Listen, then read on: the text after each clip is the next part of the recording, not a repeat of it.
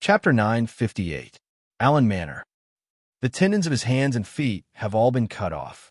His entire body, from his neck down, have been severely injured. Well, there's not a single intact bone. The technique is very delicate. The external injuries are extremely serious, but the internal injuries are not bad. The bleeding has also been handled very well. I believe that with young Master Winston's strength and cultivation, his life will not be in danger for a short period of time. Of course, this is not the main point now. What the F***CK? Is this what he meant by living well? Scratching his hair, Philip looked at the bloody mess of flesh and blood lying on the wooden board and twitching from time to time. His entire face was wrinkled, and he looked at Alan, who was standing by the door, with inexplicable grief and indignation. The latter looked away and was silent. Although he had received a guarantee from Tang and that he did not kill Winston, he was still prepared. After all, it was Winston who had taken the initiative to provoke him first. Moreover, he had intended to make a move on Alan, Josiah's family, and other relatives and friends. No matter who was involved in this matter, they would be infuriated. It could be said that keeping Winston's life in the end was already the result of extreme restraint. However, Philip still did not expect Tang In to be so ruthless. It could be said that other than leaving his life behind, he had done everything else, and he had done it to the extreme. Just as the guard who checked the wound said, in the face of such injuries, the danger of life was indeed not the main point. How was this not taking Winston's life? It was clearly forcing this proud genius to die himself. How was he going to explain this matter when he went back? Rubbing the space between his eyebrows, Philip had a headache. Then, he grinned and bent down to reveal a healing smile. He met Winston's dim eyes and said, "Well, don't worry. We'll set off now. Your injuries, well, they're not too serious. When we go back, ask Senior Brother Haida to ask the temple high priest to help. You'll recover soon." After a pause, he looked at Winston, who was expressionless and did not answer. He turned to look at the guard beside him in confusion. The latter spread out his hands and said, "I forgot to say that young Master Winston's chin has also been dislocated. He can't speak a complete sentence now." "Your mother, then what are you still standing there for? Put it on." "Yes." Having his chin dislocated was not a big problem. The guard nodded slightly at Winston, indicating his lack of manners. Then, he reached out to grab Winston's chin and pushed. Crack. Putting on his chin did not hurt, but this action affected the injuries all over Winston's body. He immediately let out a miserable howl, like the wail of a dying beast. It was horrifying to hear. Shortly after, his dull and lifeless eyes instantly became extremely sharp as he stared at Philip and roared in a low voice. "What the hell? Hiss! I'm so happy." "What? What did you say?" Philip did not hear. The guard at the side looked at Winston's trembling lips and hesitated for a moment. "Young Master seems to be saying, 'Kill him'?" Philip was stunned when he heard that. He subconsciously lowered his head to look at Winston and nodded slightly. He scratched his head and got up. "You're really thinking about committing suicide. Tang In, you're really something." He shook his head and did not respond to Winston's request. He waved his hand and ordered the guard, "Check which city nearby has a long-distance teleportation formation, and then prepare the medicine that will be used on the way. Then, carry young Master Winston and set off immediately back to the capital. Oh, right, be careful." "Yes." "What the hell? I can't hear, I can't understand. Are you kidding me? If I let you die, would I still dare to go back?" Rubbing his nose, Philip, who was trying to deceive himself, hurried a few steps to the side of the door. He put his arm around Alan's shoulder and walked out of the room. "Hey, you've seen the situation. I need a carriage now." Before he could finish his sentence, "No problem. Our carriage is yours," a hurried reply interrupted. It was Annika, who had suddenly appeared out of nowhere. She hugged Alan's arm and looked at Philip with an unfriendly expression, as if she could not wait for him to disappear from her sight immediately. "Annika!" Alan could not help but frown when he heard that. Okay, thank you." Of course, Philip did not know that Annika already had a bad opinion of him, thinking that he was the one who had led Alan astray. He did not have the time to think about it now. He looked at Alan and nodded. Then let's part here. Thank you for your hospitality these few days. If you have time, you can come to the capital to play. I'll take care of you then. You don't have to worry about anything else. As long as you don't interfere in the future, I'll take care of it. Hearing the slightly heavier tone of the last sentence, Alan naturally understood the meaning behind it. He nodded slightly and bowed solemnly. Thank you. Annika was a little dissatisfied when she heard that. She pouted and looked at Alan angrily. As expected, there were other things that he was hiding from me. Philip laughed and waved his hand, frivolously and seriously saying, "Haha, no need to be so polite. Although done, that fellow really pisses me off, and I can't wait to beat that bastard up right now. But since you're his friend, then you're my friend as well." Alan nodded and opened his mouth to say something, but this time, a mournful howl suddenly came from behind him. It was so loud that it was filled with grief and indignation, causing the three people by the door to tremble. TCH. Philip turned his head angrily. "Didn't I tell you to be more careful?" "Sir, it's not our fault." The guard who rushed out of the door had a strange look on his face. He leaned closer and said in a low voice, "Young Master Winston can't control his body now, so, he urinated. Philip opened his mouth, but was speechless. It was normal for this kind of thing to happen to a newborn baby or an old man. But if it happened to a normal person, it would be a great humiliation, not to mention the arrogant Winston. So that was how it was. Compared to this kind of humiliation, it was normal to have suicidal thoughts. Cough, cough. Philip reacted and coughed twice with a strange look on his face. He had a comical and serious expression. Pass down the order, no matter what you see, to rot in your stomachs. This is for your own good. Also, prepare more absorbent cotton towels later. Forget it. Let's just invite an aunt or a midwife to accompany us. Yes, come back. Philip thought for a moment and hammered his palm. Control your expression, then go in and cover Winston's eyes, then dislocate his chin. What are you looking at? Can you stand howling all the way? Besides, what if he bites his tongue and commits suicide? Go, go, go. Yes. Sir, you're wise. Already know whether I'm wise or not. You don't have to emphasize it again. Turning around with a light snort, Philip raised his head to look at the gray sky, smacked his lips, and sighed softly. You can even use such a crazy move. You win. Tang naturally couldn't hear Philip's evaluation. Even if he did, he wouldn't feel much hatred, because now he couldn't even control his own hands, trembling nonstop.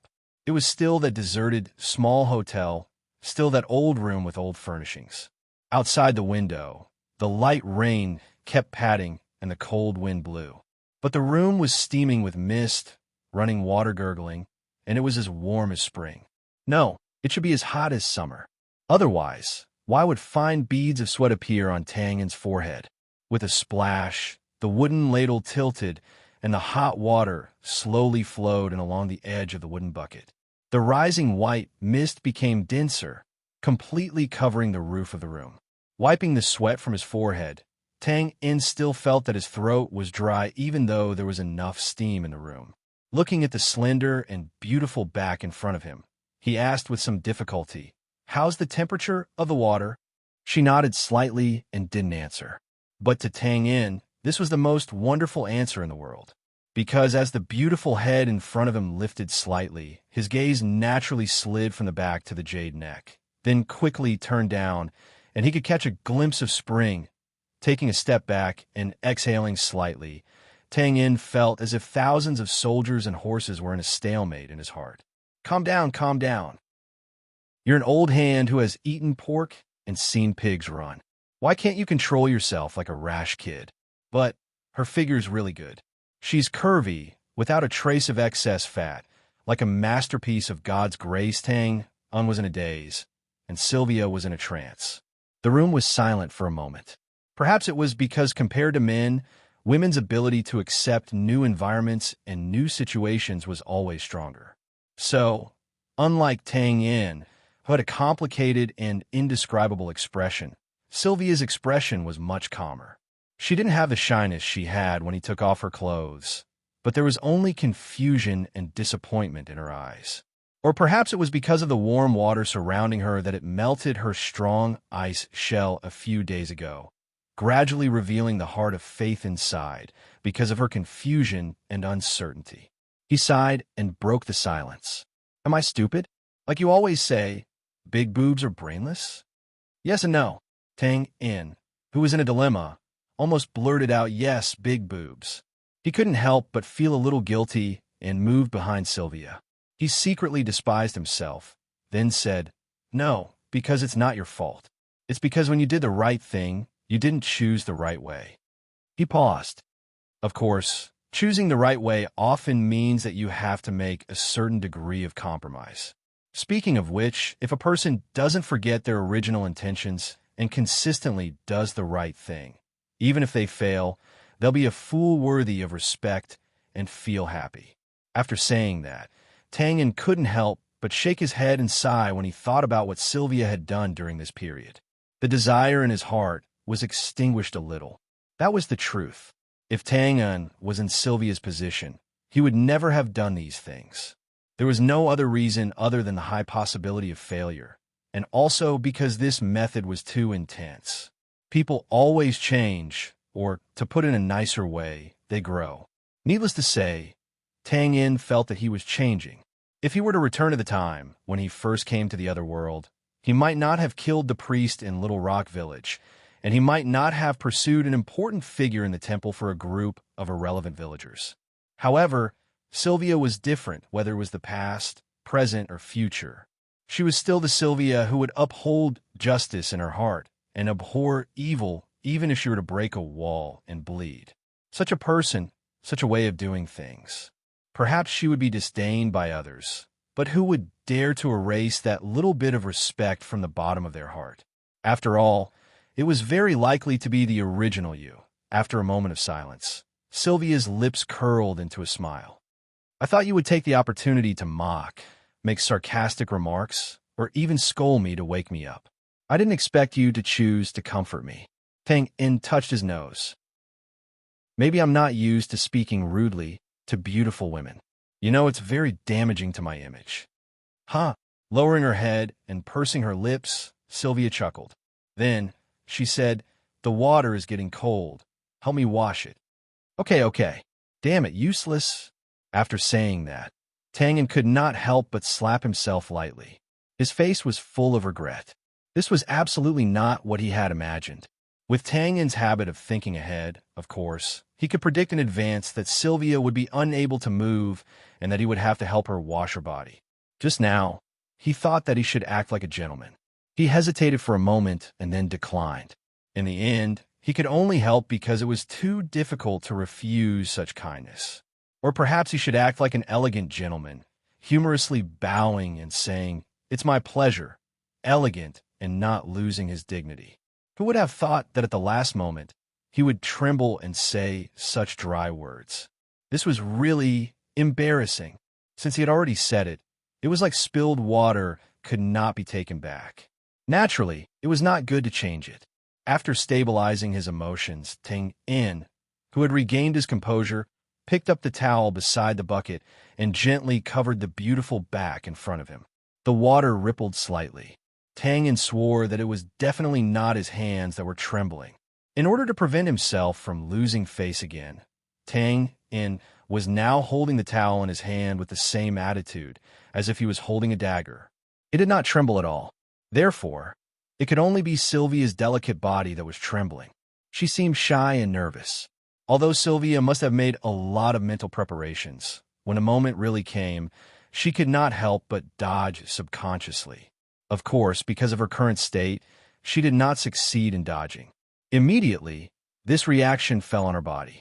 Large patches of bright red shyness covered her entire delicate body from top to bottom in an instant. Strictly speaking, Sylvia, who had been running around and fighting all year round, did not have very good skin. Her skin color was also not as dazzling and fair as ordinary people's aesthetics. Instead, it was a healthy wheat color. Of course, it also represented wildness.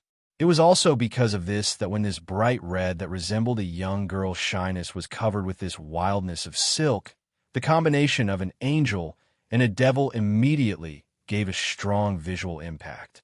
The so-called wild and pure beauty was nothing more than this. Gulp.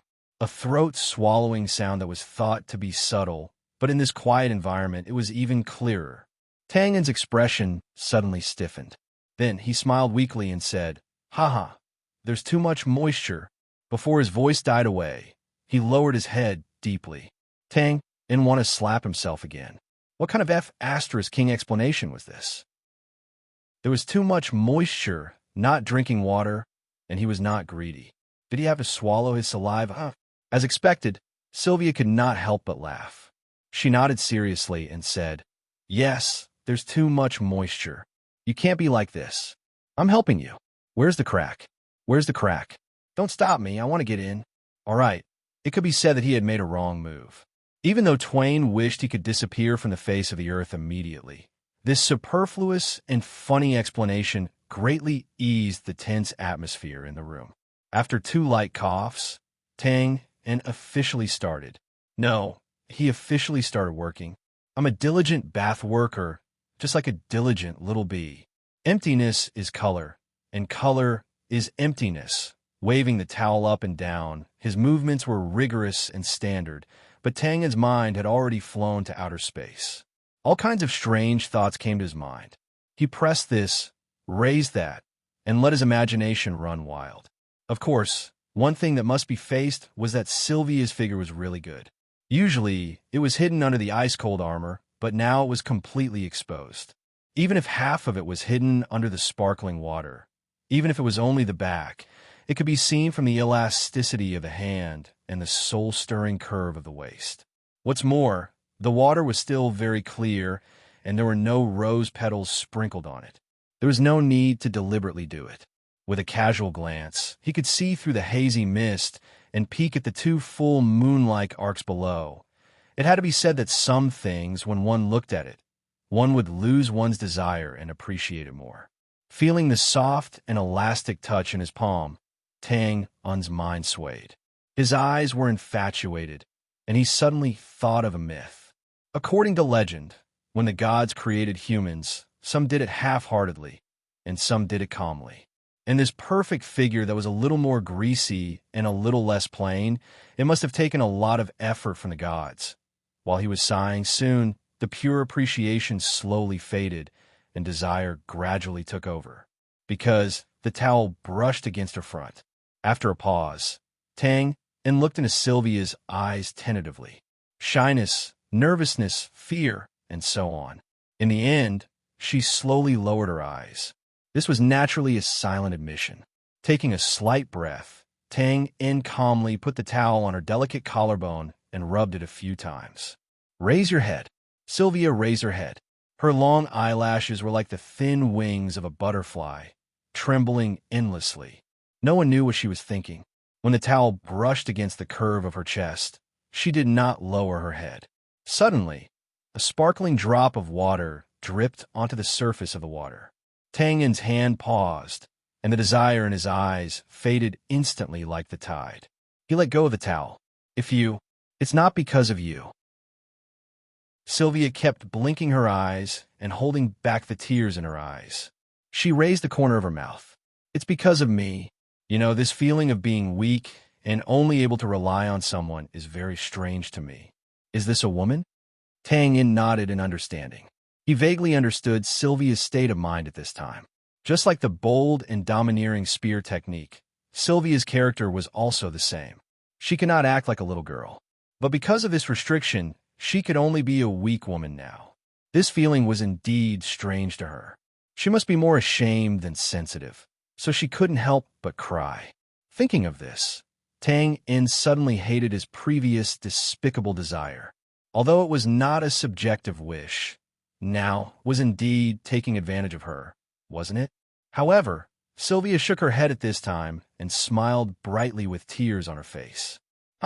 Well, after so many years of being strong, it may be good to change my attitude and relax occasionally." As if she had decided something, she looked straight at Tang and suddenly smiled. Thank you. Ah, thank you for your previous comfort. I think I've thought it through. It's nothing. Tang In touched his nose and was baffled. He said foolishly, speaking of which, I should thank you because it seems that I've taken advantage of you more. Yes, you've taken advantage. Sylvia glanced at him and looked up. Help me wipe my tears and then continue. Chapter 9:59. Outside the window, the cold rain entered the room. Inside the room, it was still like spring. Tang did not understand the meaning behind Sylvia's words, and he could not guess the change in her state of mind in such a short time. However, it seemed that this was not the main point now. The sound of running water could be heard as the cleaning continued. Tang Un's wiping movements were very gentle, very standard, and even a little stiff. He was expressionless, and his eyes were focused on his nose, while his nose was focused on his heart. Well, it was really difficult to ignore the perfect figure in front of him. Although Tang Un's desire was greatly reduced because of the thought of taking advantage of her, and he consciously controlled his thoughts, the beautiful scenery in front of him was too alluring, and it was not easy to ignore it. The full moon hung in the sky, and the ripples on the water could not make it sink. The grass was luxuriant, swaying with the waves, and a magnificent ravine could be faintly seen. When he bent down to clean, he saw the perfect figure 11 abs and a slim waist that were difficult to carve. It was as straight as a beautiful leg, and it made him speechless. At the end of the leg, her fingers were clasped tightly. It showed the owner's nervousness and shyness, and because of this emotion, it was even more taut and slender, and the curve was breathtaking. If these were not the most fatal, then from the way Sylvia bit her lips from time to time, she would let out intermittent moans due to her shy and sensitive body, and the comfortable feeling. Tang Un's mind was completely swayed, and he could not control himself. I haven't touched meat for a while, and my resistance has plummeted. His whole body was stiff, and he forced himself to look away while muttering. Tang Un's look of finding excuses for himself made him seem even more nervous than Sylvia. As soon as the towel was used to wipe her body, he immediately took a big step back. He calmed his mind and forced himself to be calm, and said, "Okay, I'm done." Sylvia slowly opened her eyes, looked at Tang In, and snorted softly. Seduction. She was definitely seducing me, wasn't she? His mouth twitched, and Tang Un's eyelids drooped slightly, and his face was full of confusion. Big sister, don't look at me and stop snorting. Do you want me to be a beast, or worse than a beast? After a short pause, Sylvia looked at Tang In with a puzzled expression, as if she wanted to ask him something. However, the latter was too engrossed in a battle to notice it. Helpless, Sylvia pursed her lips and said softly, "I can't get out." Oh. Tang Un's expression stiffened. He felt so ashamed that he wanted to slap himself again. Who asked you to flaunt your feathers like a peacock? Who asked you to think too highly of yourself? Rubbing his nose, Zhang Xian casually picked up a dry towel by the side and walked over to the wooden barrel once more. With a splash, water splashed everywhere. As soon as her beautiful body left the water, it was immediately covered by a large towel. Of course, with Tang Un's uncontrollable eyesight, he saw everything that he should and shouldn't see. What a sin! How sinful! Sylvia naturally didn't know about his dirty thoughts. Perhaps she knew, but she couldn't do anything about it. She curled up her body and lay quietly in Tang Un's arms like a docile kitten. It was a wonderful feeling. Tang Un had seen a strong Sylvia, a domineering Sylvia, and an angry Sylvia. But he had never seen Sylvia in such a state. She was so docile that she was more like a woman. However, it had to be said that the huge contrast between before and after made Tang and feel a strong sense of pride and accomplishment. Men are indeed vain. With such a sigh, Tang In strode forward with his head held high, like a proud rooster who had won a fight. He walked to the bed inside the house. He hugged her with one hand and opened the quilt with the other. Then, as if he was placing the most precious porcelain in the world, he gently placed Sylvia on the quilt. This towel absorbs water very well. When your body is dry, you can get into the quilt and have a good rest. He paused and took out a small bell from his arms. He shook it in front of Sylvia's eyes and put it near the pillow. I live next door to you. If there's anything inconvenient for you to do, just shake the bell and I'll come over. Don't worry, my ears are very sensitive. Sylvia's eyelashes fluttered and she nodded gently. That's it then. I'll go out first. By the way, the one who came to save you today is Owens, right? I'll send someone to get in touch with him. You want me to leave quickly? Sylvia suddenly interrupted. No, I thought you'd think so. Find Owens and the others quickly. The restriction on your body should be removed as soon as possible. So, he shook his head. They should have left by now. The temple is chasing us very closely. After confirming that I've been rescued, they will immediately return to the north. And he lowered his voice. I don't want to meet them now. I don't want to have anything to do with the temple. I need some time to sort out some things. As for this period of time, pause for a while. Sylvia pursed her lips. She slowly moved her arm out of the white towel and grabbed Tangen's sleeve. She lowered her eyes slightly. Stay with me, okay? His body trembled slightly. Tangen's expression was colorful at this moment. He was shocked and surprised. He seemed to realize something, but couldn't believe it. After a moment, he licked his lips and laughed dryly. Haha, of course, no problem. We're familiar with each other. No matter how long you stay here, I'll stay with you. Ha! Hearing that, Xiao Weian did not show any joy. She raised her eyes, as if they contained great courage, but also as if she had made a certain decision. She stared fixedly at Tangen's fleeting gaze and said, What I'm saying is stay with me now. When she finished, the room was silent. That's what she meant? What time is it now? It's when Sylvia is sleeping and resting. Stay with her at this moment. Tangen suddenly felt that his mouth was even drier. He opened his mouth and then opened it again. After a while, he choked out some words. That? You may not know, I have a daughter. I don't want to fight for anything. She didn't let Tangen finish the 3 words. It seemed that she was unhappy. Sylvia frowned slightly. Then, she shook her head and repeated, I don't want to fight for anything. I just want you to stay with me for a few days. Just a few days. As for your identity, you could be an ordinary person, an acquaintance, a friend, or a couple. Any relationship is fine. Finally speaking her mind, Xiao Weian's expression became much calmer. She raised her head and narrowed her eyes, looking at the beam that was still floating with a faint white mist. What I said just now was not a casual remark.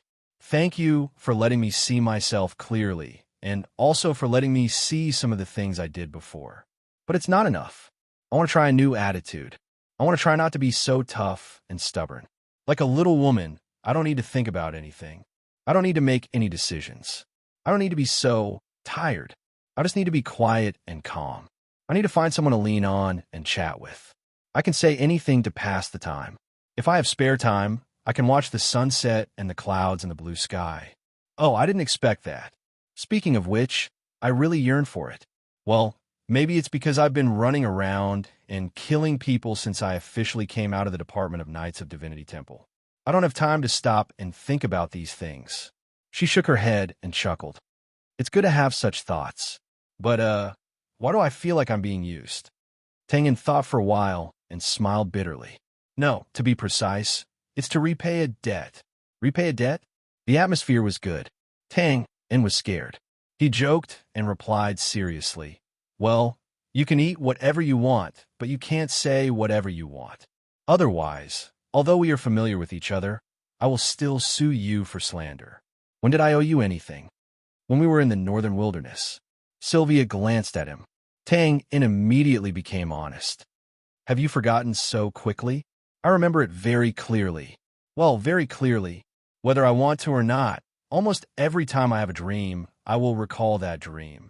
You destroyed my faith and planted a seed of darkness in my heart, making me restless. Even praying to the Father every morning for a few minutes to seek spiritual comfort has become a painful torment. Tell me, don't you owe me something? Tangen was speechless. What could he say? That it was an accident? At that time, he wasn't in his normal state?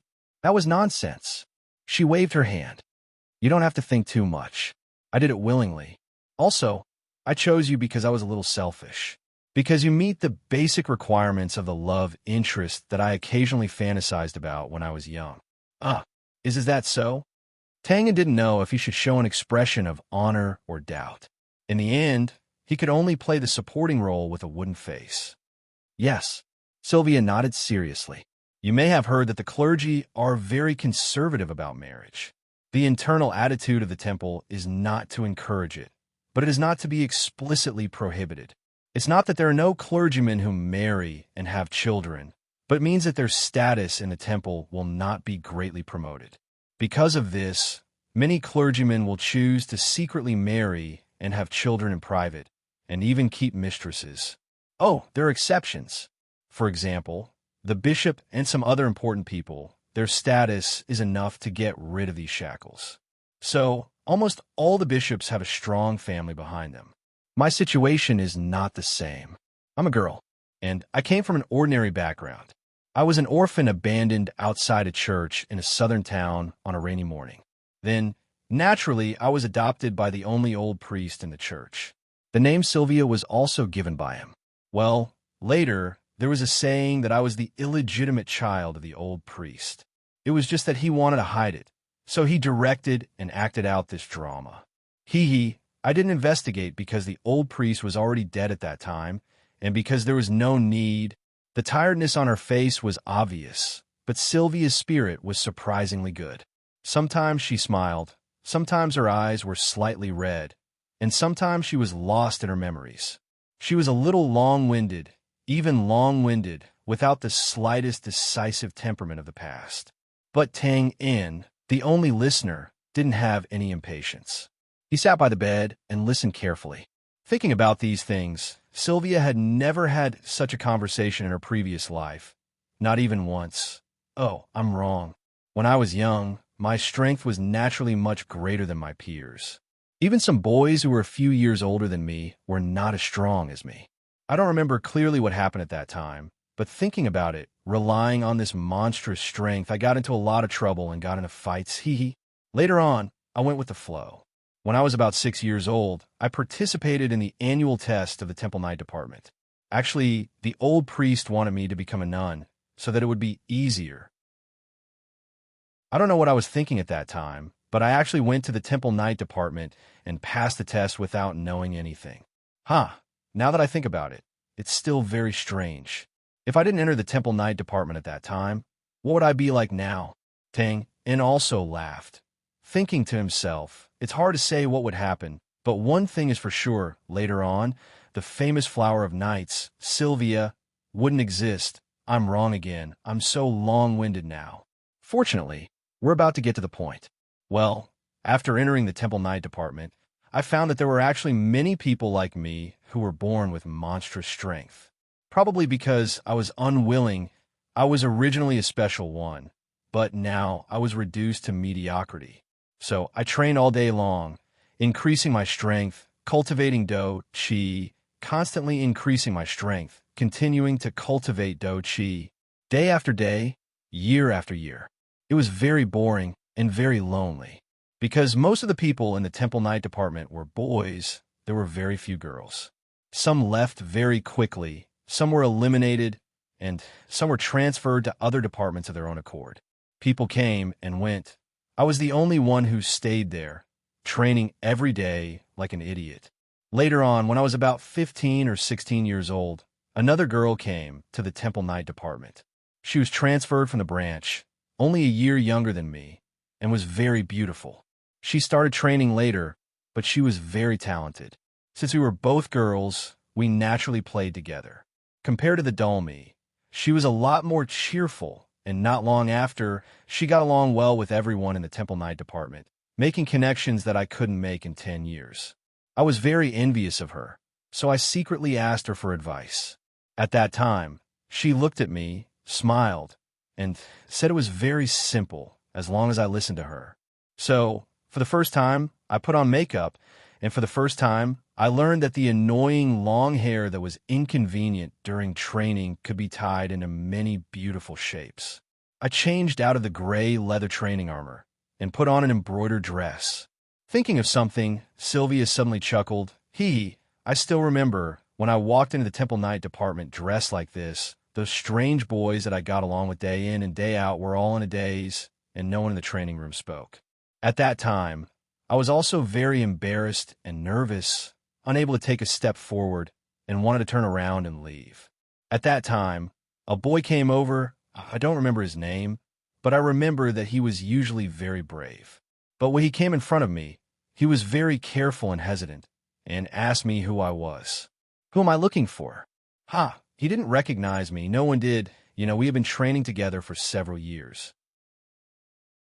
After that, the girl told me that I didn't need to deliberately make friends, especially with men. As long as I dressed up beautifully, they would naturally take the initiative to approach me, just like bees circling around flowers. So we talked about men. She knew a lot of things. I really couldn't tell that she was younger than me by a year, but her words were clear and logical. But I didn't know anything. Under her inspiration, I vaguely understood the definition of a man. Just like those companions that I got along with day in and day out recognized me as a girl for the first time, I also saw them as men for the first time. But I didn't like them because, in my opinion, their strength was too weak. She told me that you can't just look at the appearance of a man. You also have to look at whether he is handsome or not, for example. So, if he is not bad.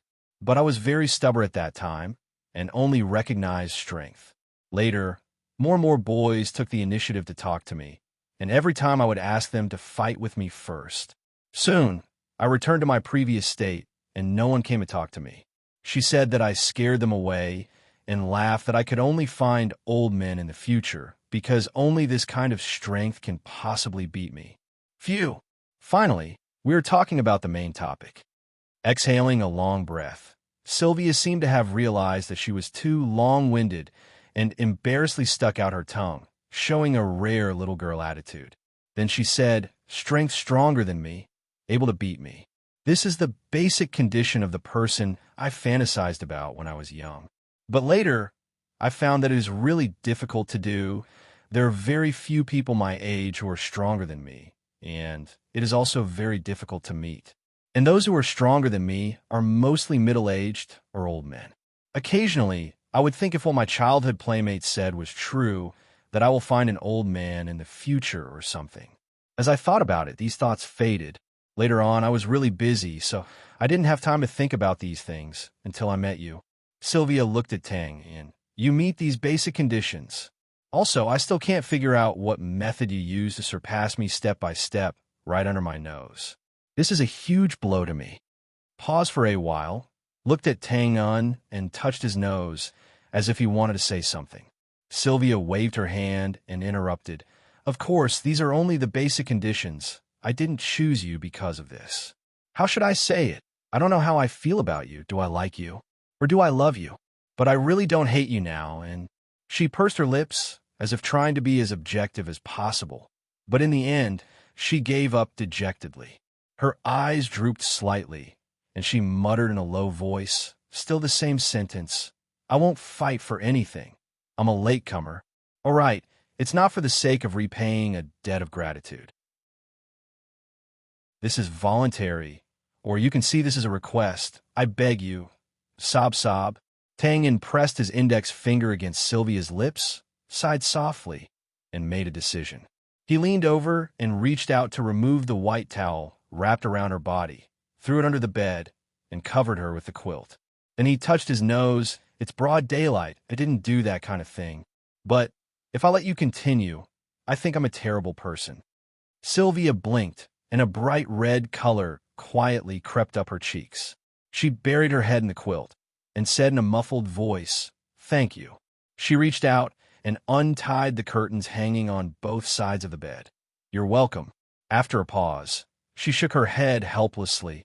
"I suddenly feel that this question and answer is so silly." "Well," Tang, and bent down and got into the curtains. He seemed to have touched something, and a moan came out. "All right, I heard you say so much just now. The girl who enlightened you to be mentally mature, what happened later? You said she was very talented, but why haven't I heard that there's a great female knight in the temple?" She gave up. She became the lover of a deputy bishop, an old man. Oh, this is really a tragic story. Chapter 960. In the evening, it was raining. At this time in this climate, it was not suitable to go out. Of course, this only referred to ordinary people. The wind and rain intertwined, and the night was like a curtain. Although it was inconvenient, it was also the camouflage for some special professions, such as gangsters, mercenaries, nightingales, and so on. For these people, if they were not in a hurry, they would generally go to a more fixed place to pass the time, a pub. There were all kinds of pubs in the city, big and small. South City, a pub hall. The lights were bright, and the two movable wooden doors could not hide the hubbub of voices inside. Greetings, drinks, loud cheers, and the occasional screams of scantily dressed women mixed with the smell of alcohol and smoke in the room. This was the most lively time in the pub, and if there were no accidents, this kind of bustle would last at least until the early hours of the morning. Drink, drink. Hey, old ba, what's wrong with you today? You've been absent-minded the whole night. What a bummer. Could it be that you have an old sweetheart here, but the caravan is leaving tomorrow morning, so you can't explain it to her? Ha, ba. What the hell are you talking about?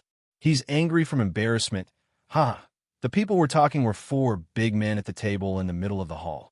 They were big and muscular, and at first glance, they were not simple characters. Combined with the content of their words, they should be the escorts of a passing caravan or mercenaries hired by the caravan. The big man who was being teased, seeing that he could not argue with his companions, suddenly became annoyed. Shut up, you guys. I'm thinking about something. Damn, it's a bit strange when I think about it. Strange? What do you mean? After hesitating, the big man raised his head and drank a big bowl of wine, and then put it down with a bang. You've heard of Tang Yin, right? Tang Yin. Which Tang Yin? Nonsense. Which Tang Yin are you talking about? You used to be mercenaries, of course. It's the guy who was wanted by Bran and the Temple of Light. Scratching his head. Oh, him, there's such a person. His wanted portrait is still hanging at the top of the mission boards of the guilds. TSK, TSK. The reward is really tempting. It seems that as long as you provide clues, you can get hundreds of thousands of gold coins. F***CK.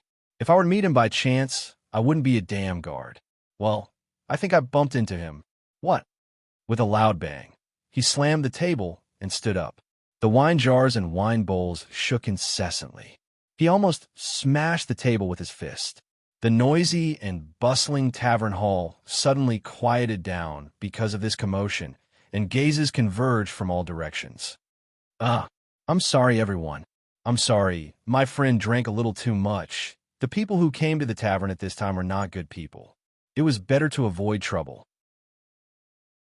A big man quickly got up and pulled his companion to sit down. He waved his hand and saluted in all directions to express his apology. It wasn't a big deal, since they had already apologized. Even those with bad tempers would just mutter a few curses. Soon, the tavern hall returned to its original atmosphere. He heaved a sigh of relief and grumbled. Why the F***CK are you so excited for? Didn't I say that I just seemed to have touched it? I can't be sure yet. You're so excited. Go on, tell us in detail. Where did you meet him? Actually, there's nothing much to say. Today we were going to the city to settle down. The leader said that there might be a heavy rain tonight, so we had to spend the night here. He told me to go into the city first and find a cheaper hotel. I asked around and accidentally bumped into him in the city square. After chatting for a while, he said that he wasn't a local and couldn't help me, so we parted ways. He paused and scratched his head. At that time, I felt that he was a little familiar, but I couldn't remember where I'd seen him before, so I didn't think much about it. Later, I found a hotel and went out of the city to look for you. When I saw the wanted posters at the city gate, I suddenly thought of him. In the afternoon, I took time to go to the mercenary guild. F***CK. The more I looked at him, the more I thought about him. That's why I was a little stunned. It's really him. The big man who was excited just now was a little excited again. Then he thought of something and carefully looked around. He lowered his voice and said excitedly, "A reward of hundreds of thousands for clues. Old ba, you're going to be rich." What the hell? I already said that there's nothing to say. The big man smiled bitterly and shook his head. At that time, if I followed him and confirmed that it was Tang Yin, and then found out where he stayed, that would be called a clue. Now, how do you want me to report him? Say that I met Tang Yin in the city, but I don't know where he is now, and I'm not sure if it's him. Isn't that nonsense? The police station and the church wouldn't care about me. It's good enough that they don't treat me as a gangster who scams bounties and kick me out. Sigh, that's true. What a pity. It is a pity. If it's confirmed that it's Tang Yin, then I'd rather stay in the city to look for him and try my luck even if I don't get the commission. But now, I don't have the luck, so I'd better earn my hard-earned money honestly. Forget it. Forget it. Let's not talk about it. Drink after drinking, we have to get up early tomorrow to hurry on our journey. The few big men didn't stay for long. After drinking the wine in the jug on the table, they got up and left the tavern while they were still slightly drunk. As soon as they pushed the door open and left, the middle-aged man who was sitting at the next table, drinking wine, suddenly looked up at the wooden door of the tavern. He couldn't hide his excitement and muttered to himself, "Wanted criminal, Tang Yin. Hee, I didn't expect that I would get such a harvest just by coming out for a drink. It's really, God bless me." The middle-aged man insincerely made a prayer gesture in front of his chest, grabbed the jug on the table, and couldn't wait to get up and leave. Almost at the same time, the guests at the next tables also pushed their tables and got up. After a pause, they looked at each other and understood something from each other's vigilant look. The atmosphere suddenly became a little subtle. The middle-aged man who got up first had a bitter smile on his face. He spread his hands, moved his lips slightly, and said silently, "Good luck. Good luck." He nodded silently. The atmosphere eased, and then the few people left the tavern in a hurry.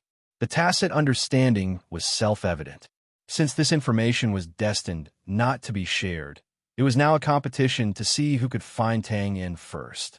However, what they didn't expect was that a similar conversation was happening in the taverns in the city, near the guilds, and other places where information was circulated. The drizzling rain showed signs of intensifying, sprinkling down from the sky above the city. At this time, in every corner of the city, undercurrents were also constantly surging. East City District Noble House. Betsy stood behind the wide floor-to-ceiling window with her hands behind her back. She quietly looked at the dark night outside the window and the traces of water sliding down the smooth crystal glass wall.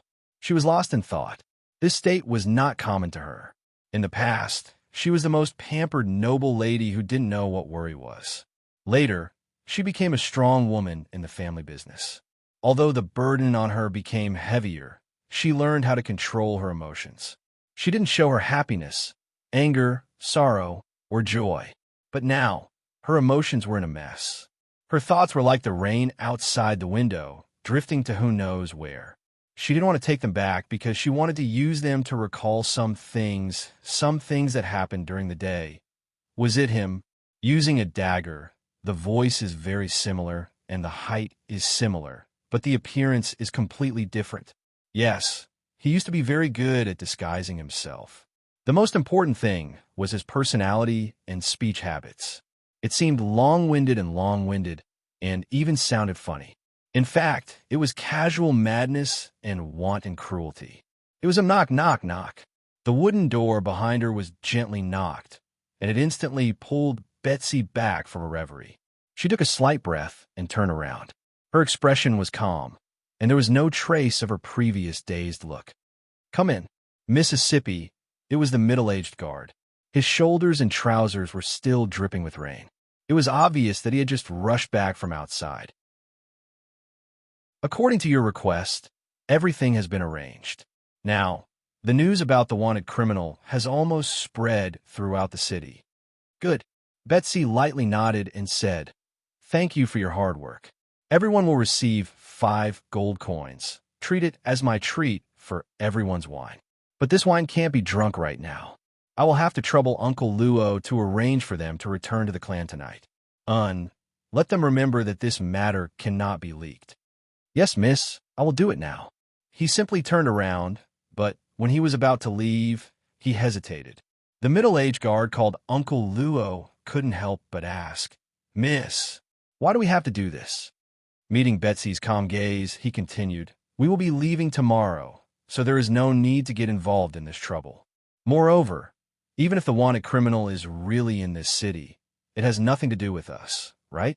If we do this, not only will we not get any benefits, we might even be hated by the wanted criminal." This, while hesitating, Betsy continued, "The gains do not make up for the losses, right?" She shook her head. "Uncle Luo, I have my reasons. I am sorry that I cannot tell you. Also, postpone the trip. We will not be going back tomorrow. I have an appointment with Annika to go shopping in the afternoon. Not going back. Then if the master asks, send the contract back tomorrow and let the other side take over. If father asks, tell him that I still need a few days to get in touch with the person in charge of the Yatong business group to establish a good relationship for future cooperation." Hearing Betsy arrange everything in an orderly manner, the middle-aged guard understood her insistence. After a moment of silence, he bowed and retreated. "Yes, Mississippi." The door closed again. Betsy also instantly shed her dignified aura.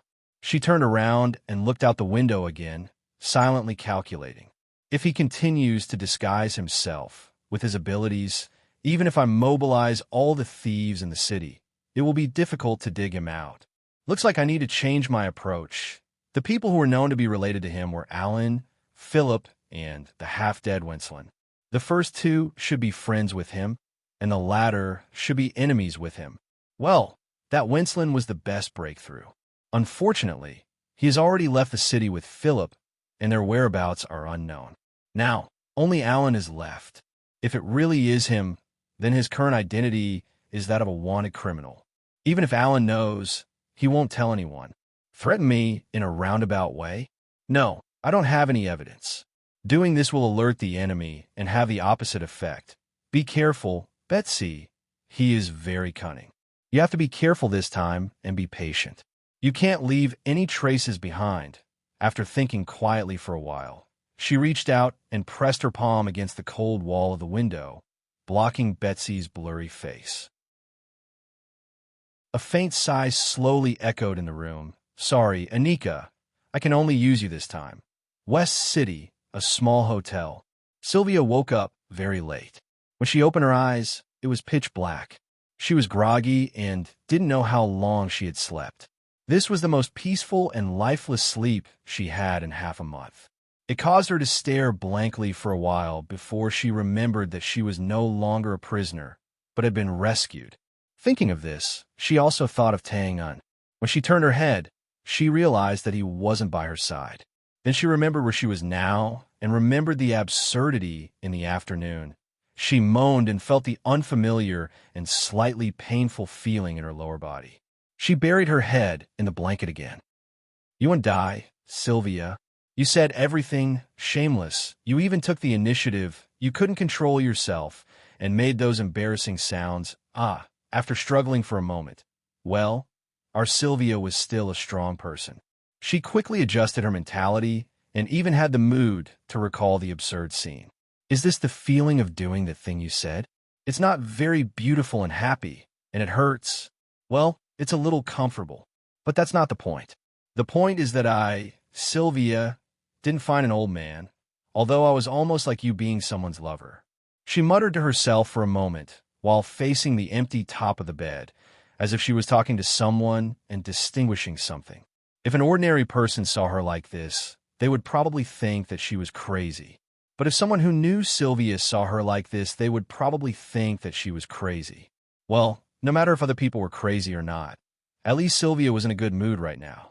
Her vision gradually adjusted and returned to normal. Only now did she realize that the room wasn't completely dark.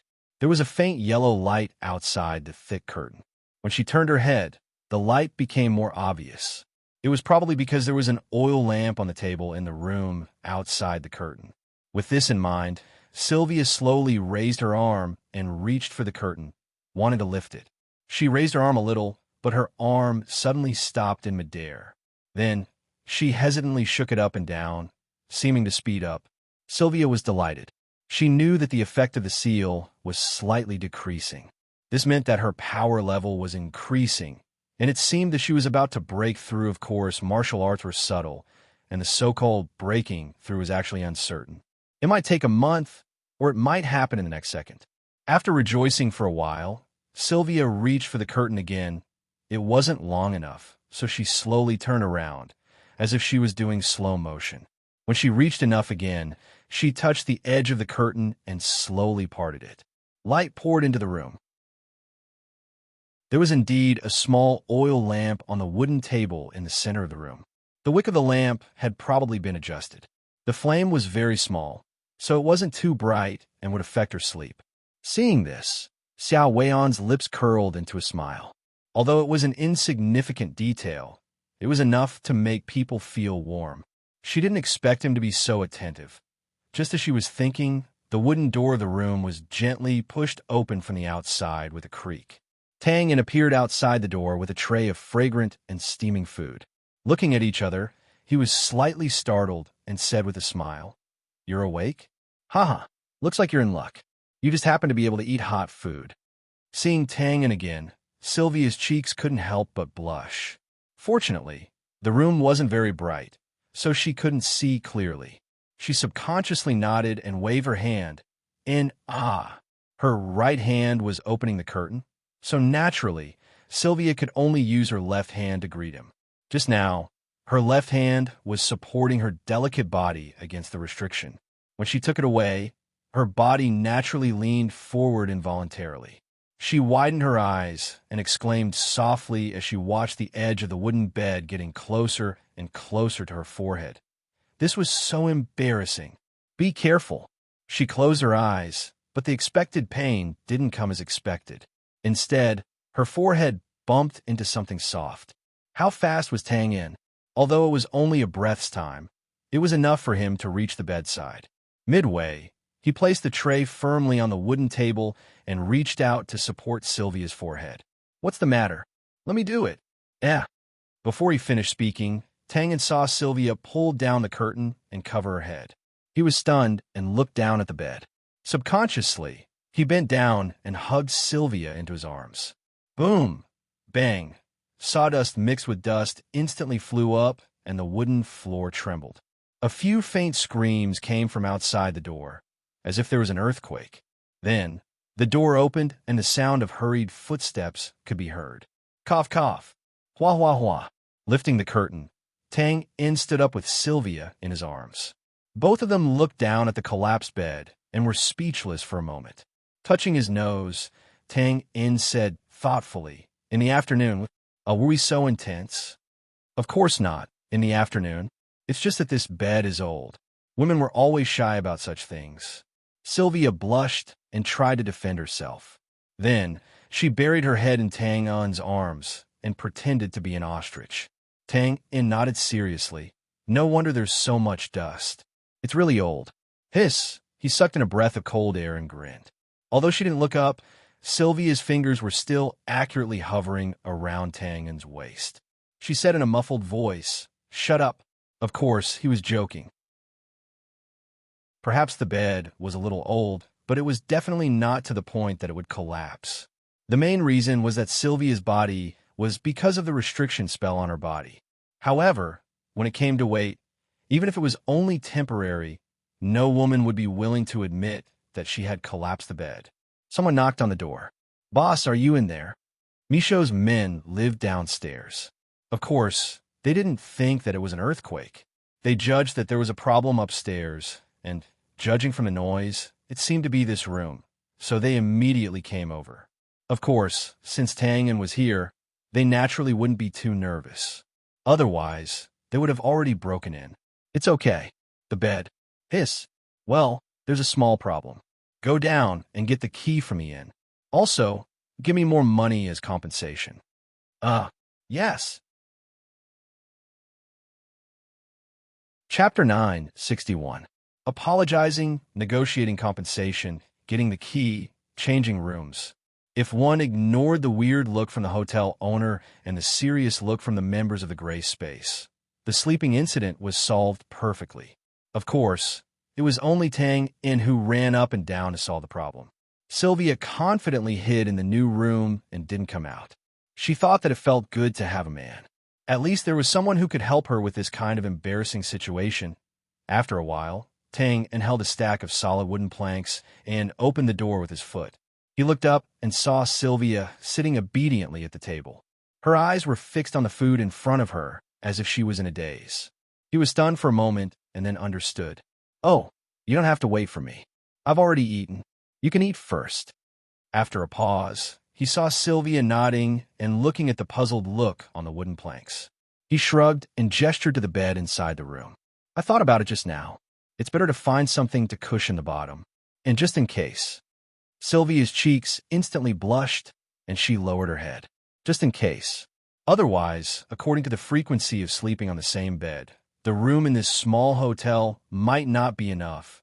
Although they had already eaten, after Tang had filled the space under the bed with the solid wooden planks, he still accompanied Sylvia to eat and chat to deepen their understanding of each other. In fact, the relationship between Tang and Sylvia was still quite strange. They were strangers because they had even slept together, but it was still a stretch to say that they were familiar with each other. As opponents, they knew each other quite well. But if they put this aside, there was a lack of understanding about the more personal aspects of a matching bed relationship, such as the past that Sylvia told him in the afternoon. Strictly speaking, they were now more like a non-mainstream one-night stand, the kind where they slept together before paying for the ticket. Of course, the two didn't care much about these details.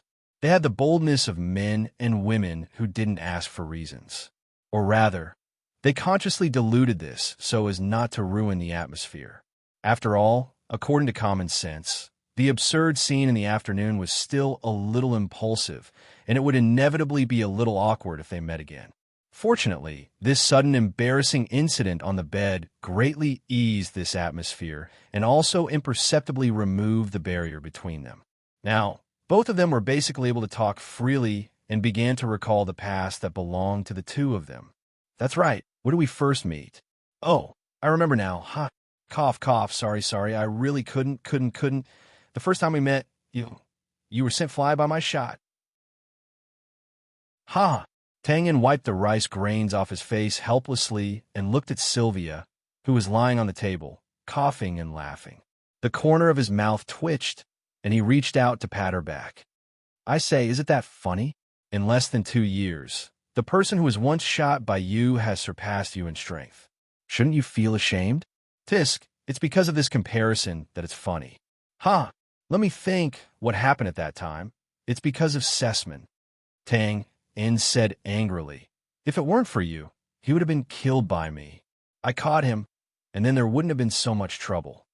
"Yes, it's because of Sessman." When it came to the people in the temple again, Sylvia seemed to be much calmer and didn't care. Instead, she frowned and thought. "I remember when you were chased into the northern wilderness by me. You mentioned this to me, saying that he destroyed a village. After I came back, I wanted to look into it, but I forgot about it later." Tell me what's going on." "Actually, well, it doesn't matter if I tell you. I'm just afraid that you won't believe me." "Ha! 2 years ago, I passed by a farm called Little Rock Village. Although it was due to various coincidences, the two of them were now in a relationship after all, and they were much closer. Of course, Tang didn't mind telling her some things in detail. It was just a casual chat to improve his impression in her heart. Of course, when it came to things like time travel and the system, Tang wouldn't tell her. This was his biggest secret, and if he didn't mean to, he would take it with him to the grave. After a while, Sylvia sighed sadly. "So that's how it is. Then he really deserves to die. It's too easy for him to die in your hands." "But," she glanced at Tang suspiciously, "I still don't believe it." He spread his hands helplessly. "See, you don't believe me." Sylvia pursed her lips and shook her head. "It's not that I don't believe that Sessman wouldn't do such a thing. Recently, I've seen many ugly clergymen, and the things they do are even worse than this. Hey, for a group of unrelated villagers, you're chasing a criminal for thousands of miles? I'm sorry, this doesn't conform to your behavior at all." "I believe you, huh? Stop scratching, I believe you, huh?" Laughing awkwardly, Sylvia's face was bright red. She curled up into a ball on the chair, resisting the invasion of Tang, unstrange hands. But now her movements were too slow, and after the absurdity in the afternoon, Tang had grasped a few of her sensitive points. Now she was almost defenseless. It's rare for me to do a good deed, and you dare to mock me. I'll tell you responsibly, young man, you're courting death. Surrender. Ah, ha ha. The dinner turned into a farce in the end, but the atmosphere was very good, and both of them were in a good mood. Then, naturally, Tang cleaned up. After removing the dishes, he brought in toiletries, hot water, towels, and so on. Xiao Weian had been watching with a smile. This scene was really strange to her. Whether it was training in the Divine Palace before or running around and fighting thousands of miles after coming out, she had long been used to the state of being alone. It wasn't that no one wanted to help. With her status, there were many retainer knights. But she wasn't used to enjoying this kind of care that she deserved, and always felt uncomfortable. However, it was different now. Although the cold wind was howling outside, Xiao Weian felt that her entire body and mind were surrounded by a comfortable warmth as she watched the man who wanted her body move in and out. She enjoyed it quite a bit. Sure enough, her decision to change her attitude towards life was right. At least for the time being, she felt a favor that she had never felt before. After washing up, it was already late at night. Tang once again carried Sylvia to the bed. This time, there was no hesitation. They naturally took off each other's clothes, pulled the quilt over, and slept together. They didn't immediately turn off the lights to rest. Both of them weren't very sleepy, especially Sylvia. She had just woken up from a long sleep and was full of energy. It would be difficult for her to close her eyes and fall asleep again for a while. Thus, listening to the sound of rain outside the window, the two of them snuggled together and chatted casually. The content was broad and casual, not about strength or state or national affairs. On the contrary, most of the time, the content was very trivial. Dinner wasn't good. It was tasteless. My taste is still a bit spicy. Put your hand closer. It's more comfortable for me to rest on. He moved his arm a bit. If it wasn't good, why did you eat so much? How do you feel now? This is good. Don't move. I'm hungry. You don't know how I came all the way from the north. That basically only gave me water to drink. Ha ha. You're so strong. How would they dare to let you eat until you're full? How about tomorrow? I'll go around the city tomorrow and find you some dishes that suit your taste. Tomorrow. I don't know if it'll still rain tomorrow. If it doesn't, how about we go shopping? I haven't really gone shopping yet. Shopping? Okay. I don't have a problem with that. But can you? Just walk slowly and try. If it doesn't work, we'll come back. I see. You don't want to? Of course not. Don't put your hand on your waist. I haven't finished yet. I'm just thinking about how to disguise you tomorrow. Oh, I'll pretend to be an old lady. That way, you won't be conspicuous if you walk slowly. Don't pinch me. I'm telling the truth. The bedding was flipped, and the laughter was mixed with occasional shouts of embarrassment and anger. It was very lively. In the end, Sylvia's hands were pinned down. Then, the meaningless conversation continued. It was similar to the conversations of the aunties who sat on the steps in front of the door, working on their work while casually chatting with the neighbors. It was a little unorganized and a little boring. However, Sylvia seemed to be very interested in this conversation. It was very refreshing. This kind of conversation was indeed rare in her previous life. Firstly, it was because she couldn't talk about it. Secondly, it was because she didn't have anyone to talk about it with. Tangen was also very patient with this. He didn't have any impatience and just went along with Sylvia's thoughts and words. This didn't mean that he was interested in these topics. In fact, compared to this, he was more interested in Sylvia's current state. Sylvia had indeed changed her personality and attitude, as she said during the day. Moreover, the change was quite thorough. Now, how could she still see the strong, domineering, and awe-inspiring Sylvia of the past? She was completely like a little woman. She was like an ordinary young woman who had just married into her husband's family. She was docile and clingy like a vine, soft and firm, clinging to her husband's side. Of course, Tanga didn't think that Sylvia would always be like this. He vaguely had a feeling that Sylvia seemed to be taking advantage of this restriction to try to change, sharpen, and break through something. and he was the most crucial whetstone. They chatted casually. Gradually, the sound of rain drowned out the occasional conversation. After a while, Sylvia slowly turned and turned several times.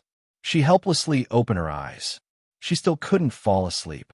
She called softly, "Tang in, yes." "You're not asleep." "I'm almost asleep." "Why, I can't sleep." "A little. I seem to have overslept in the afternoon." "Is that so? Then how about we do something we love to do?" "Something we love to do? What's that?" "Ah."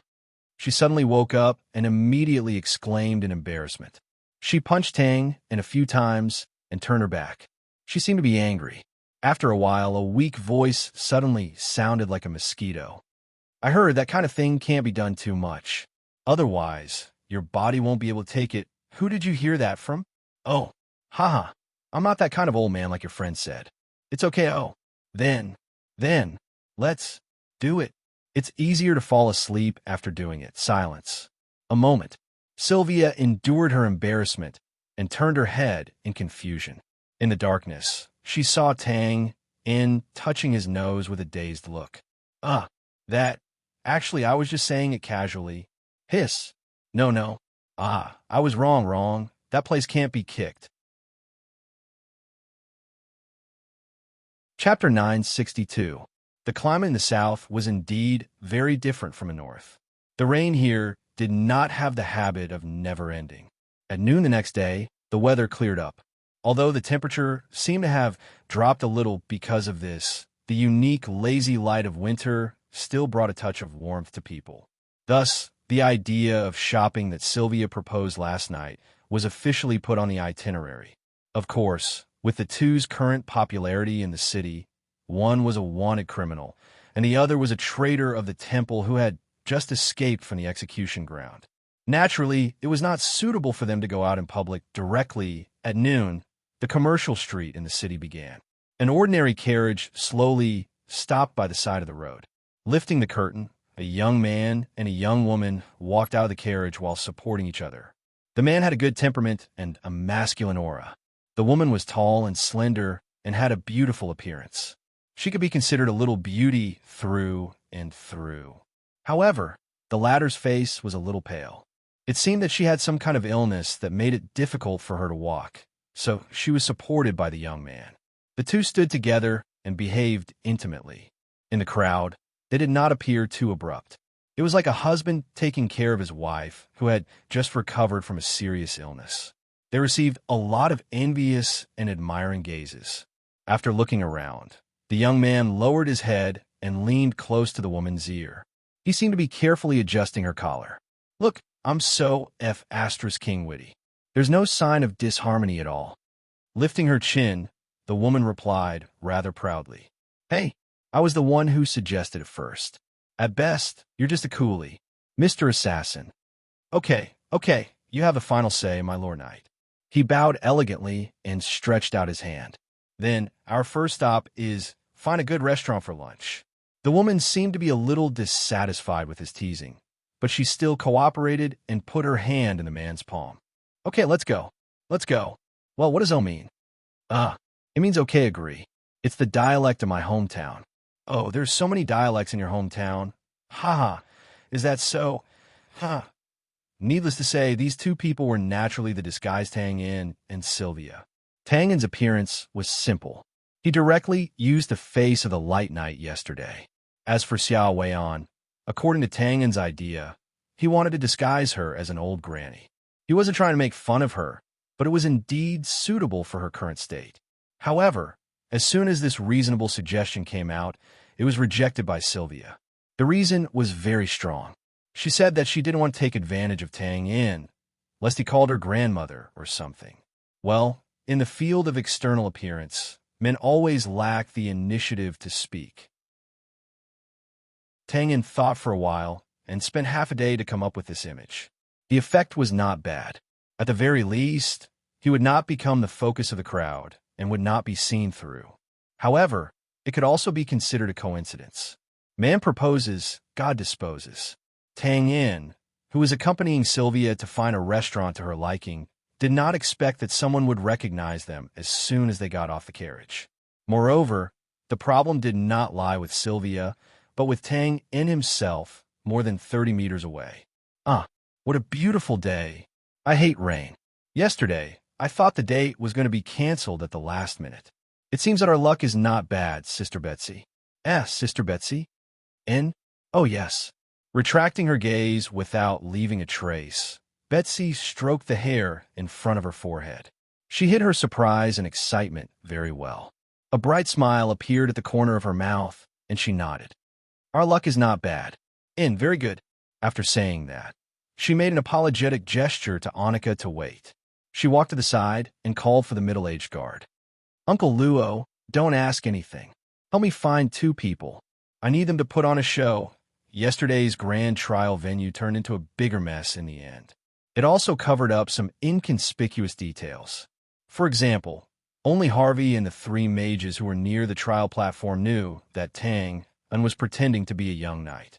Then, the 3 mages were buried in a sea of fire, and Harvey was directly smashed into a pie by the statue in the square. This clue was cut off. Then, those who saw Tang's disguise were Winston and the few void rank powerhouses. Needless to say, whether or not Winston could even speak now was a problem. The few void rank powerhouses were either dead or had fled. They were not a threat at all. Therefore, when Tang came out at noon, he was not worried about any hidden worries. Although Annika and the others saw his disguise later on, the latter's fighting strength was almost negligible, so he did not think too much about it. Besides, Songhai City was a large city. The population was at least in the hundreds of thousands. Tang did not think that he would be so unlucky as to run into the other party. But as the saying goes, when one is unlucky, one's saliva would be stuck between one's teeth. How could Tang have thought that in such a vast sea of people, because they had the same plan, he would coincidentally run into the other party? Shopping, looking for a restaurant, eating, Tang, who did not notice anything unusual, chatted and strolled with the excited Sylvia. With their strength and identity, this could be called experiencing life, similar to a private visit. But the actual situation was not like this at all. Sylvia enjoyed this feeling of ordinary life, as if she was really an ordinary citizen. Of course, it was still difficult to change her personality and habits in a short period of time. For example, last night, Sylvia was still looking forward to buying more beautiful clothes, especially long dresses. But when they really entered the business street, Sylvia did not want to go after just a few clothing stores, because in her eyes, the cold and heavy armor was indeed much more beautiful than those exquisite dresses Tang did not persuade her. After all, they were out shopping, and happiness was the most important thing. Since she did not like it, there was naturally no need to force it. So after dinner, they carried a small basket of fruits and ate as they walked for a while. The purpose of the two gradually became clear. Wherever there were more people, wherever it was lively, they would go there. To be honest, the other world was not the modern world. There was no game hall, no leisure club, no dedicated chess room, and so on. There were very few entertainment projects suitable for the general public. If it was not for the fact that they happened to encounter some grassroots troupe or circus passing by, the only things that were worth playing were those street games that had a bit of a gambling nature. For example, this one, 2 out of 5 darts, what a pity. If I hit another one, I could get double the money. It's not that easy. Didn't you see the person who shot just now? He's obviously a mercenary. He could only hit 2 darts and get the money back. Yes, the target is too small, and the distance is not close. And judging from the tail feathers of the 5 darts, the weight is different. It's too difficult. Oh, it's true. Uncle, you have good eyesight. But if you look at it this way, isn't it cheating money? It's not cheating money. After all, other people are setting up stalls openly. If they're not capable enough and insist on paying, then they can't blame others. Well, that's true. Whispers, discussions, regretful sighs, occasionally accompanied by a few cheers. A group of people tightly blocked the small, empty space at the end of the street. The atmosphere was very lively.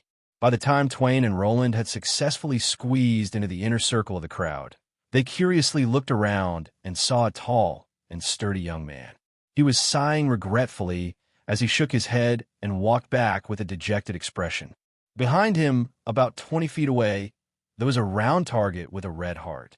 At this time, a white feather dart was inserted diagonally on it, and the target's surface was full of holes and marks. Haha, it's a pity for the little brother just now.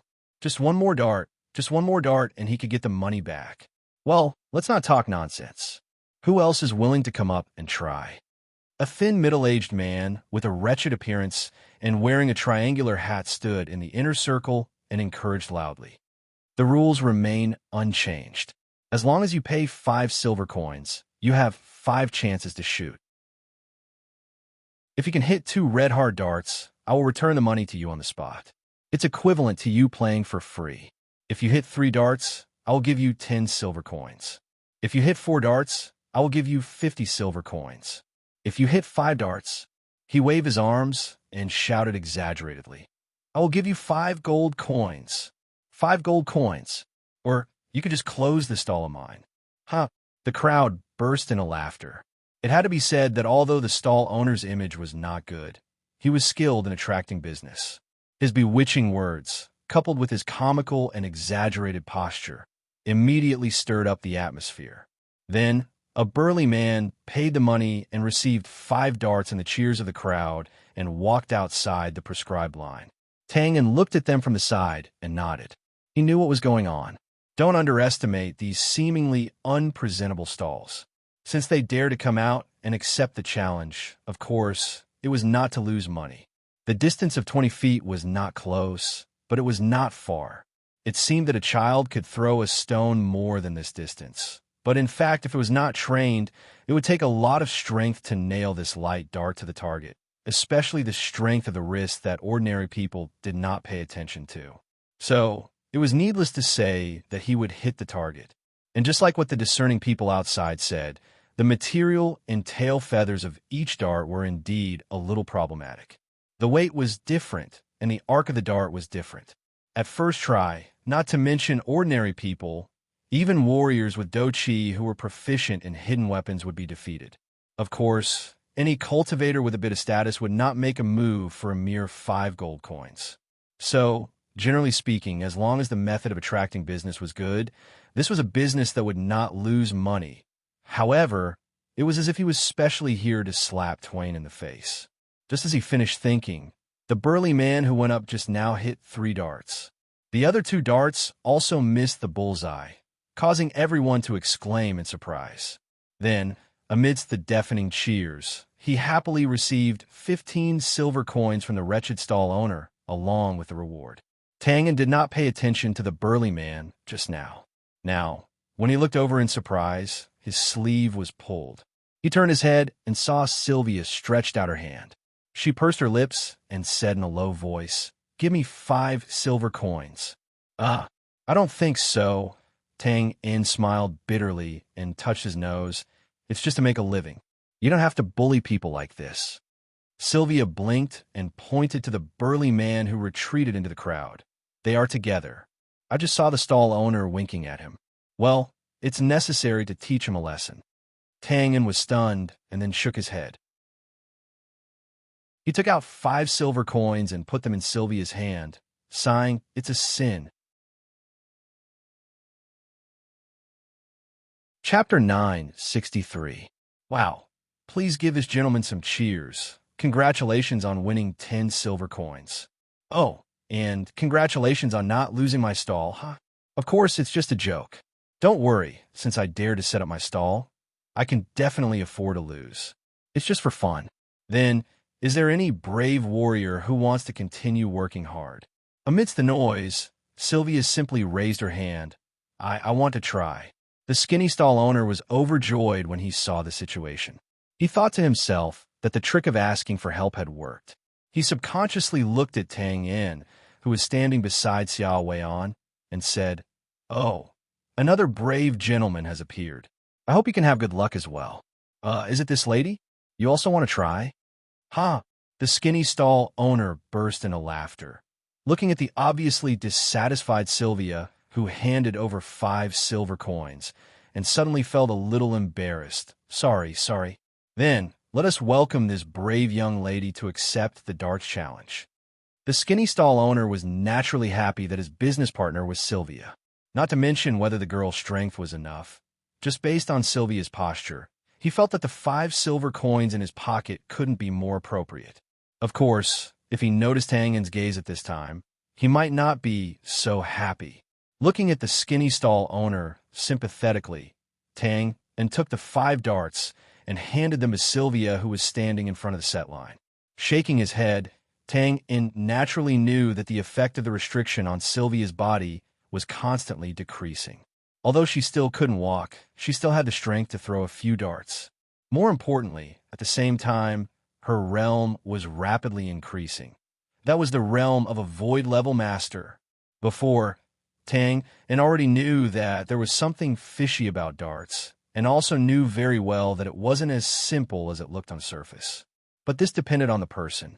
A normal Dochi warrior might fall, but a quasi-void level master, even if this quasi-void level master wasn't proficient in hidden weapons. Well, this was indeed bullying, sure enough. After weighing the dart in her hand, Sylvia slowly raised her arm and flicked her wrist almost imperceptibly. Thud! The white tail feather flashed and firmly nailed itself into the bullseye 2 feet away. I got it. I got it. It was a hit. He hit the target with the first dart. Wow, this luck is too good. With a whoosh, the crowd, which seemed to be indifferent a moment ago, suddenly became lively, and cheers rose and fell one after another. Of course, the people who had been watching for a while didn't think that this sick young woman was more powerful than the men from before. They only thought that Sylvia was lucky enough. He immediately shouted, "Good luck, beauty! Give me another dart!" and some other kind of good-natured teasing, causing waves of laughter. On the other hand, the skinny stall owner's expression froze when the dart accurately hit the bullseye. He seemed to have sensed that something was wrong. He looked at Sylvia and Tang up and down in surprise. When Tang threw the dart, he clapped his hands with a smile to show his appreciation and encouragement. He didn't show any other expression. Of course, since it was a sure thing, why would he need to show any other expression? Was it surprise? That would be too pretentious. Xiao Weian still had that interested look on her face, but she seemed to be struggling to raise her arm, which made people worry. However, she was very decisive and casual. She just flicked her wrist lightly, and the dart was nailed into the bullseye. Thud! Thud! Thud! She was neither fast nor slow, calm and casual. After a short while, looking at the 4 dart nailed into the bullseye in a circle, the crowd, which was cheering just now, fell silent. At this time, even a fool could see that it was absolutely impossible for this to be caused by luck. It could only be that this sick woman really did have good skills. Picking up the last dart with a smile, Sylvia turned to look at Tang. "Do you want to try?" "Forget it." Tang smiled and shook his head. "It's enough. Other people have to do business. It was just a game." Perhaps the 5 gold coins reward was the stall owner's income for a few days, but Tang and Lin naturally didn't care about it. They just happened to come across it when they were out shopping. They played with it casually like ordinary people. It was impossible for them to be so ruthless. As for what Sylvia said just now about teaching him a lesson, it was undoubtedly more of a joke. After all, if she really wanted to teach someone a lesson, it wouldn't be just a matter of money. Seeing that Sylvia consciously stopped, Tang turned to look at the skinny stall owner with a wooden expression. He spread his hands apologetically and opened his mouth to say that, "Wait a minute." As if suddenly awakened, the skinny stall owner looked at the two of them deeply, waved his hands, and turned to the wooden target. Then, while the crowd was wondering if he was going to cheat, he quickly pulled out the 4 dart nailed to the bullseye, stepped back, and explained calmly, "The bullseye is too small. In order to avoid interference, I'll pull out the other dart first. You can continue now." Good job. That's how it should be," the owner said. "Beauty, you can do it." Amidst the praises, Tang narrowed his eyes and looked at the bullseye. He smiled and turned to Sylvia. "Since it's like this, why don't we just forget about the last dart?" "Humph, we could have just let it go." Sylvia snorted softly, pursed her lips, and said very firmly, "But now we can't." Tang held his forehead, shook his head, and sighed. This is really... If you don't seek death, you won't die. As said just now, this was just a game. The two of them didn't care at all. But now it was different. The skinny stall owner pulled out the 4-dart. It seemed to be for their sake, but this could be hidden from the crowd, but it couldn't be hidden from Tang and Sylvia. There should be a mystery in this wooden target. The skinny stall owner just took the opportunity to pull out the dart and used his body to block in front of the wooden target. But the bullseye was changed. The reason for this was very simple.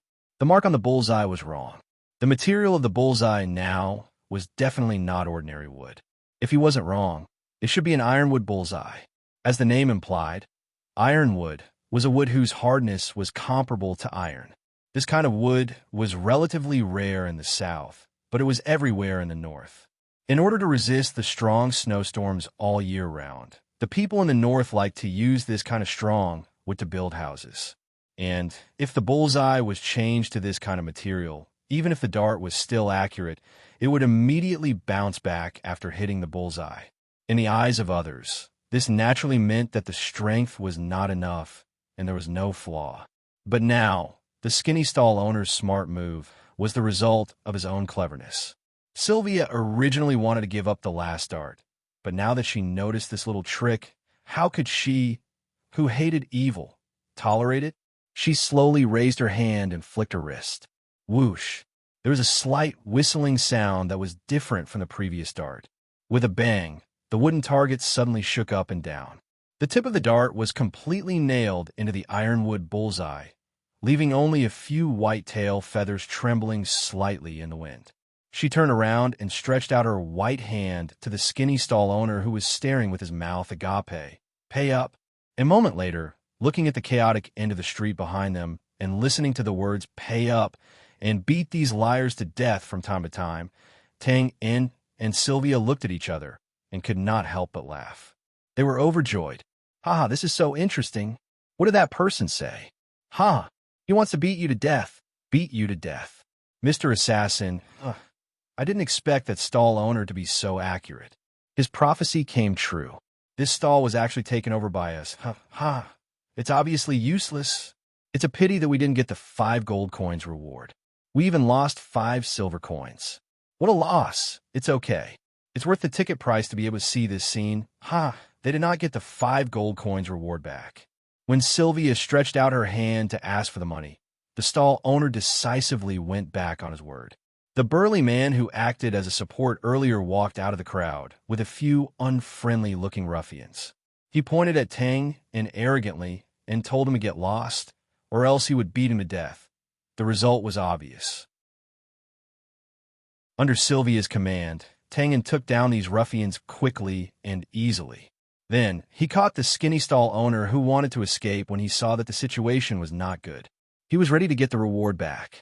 In the end, what made them feel helpless was that after searching the stall owner, they only found some scattered silver coins, which added up to only a little more than 1 gold coin. Obviously, the stall owner earned this money when he opened his stall today. These people did not prepare a reward of 5 gold coins at all. They were just trying to get something without risking anything. Sylvia was furious when she saw this. She had been fooled. She immediately exposed these people's scam loudly and loudly. Then, she broke the wooden target and found the 2 different bulls' eyes hidden inside.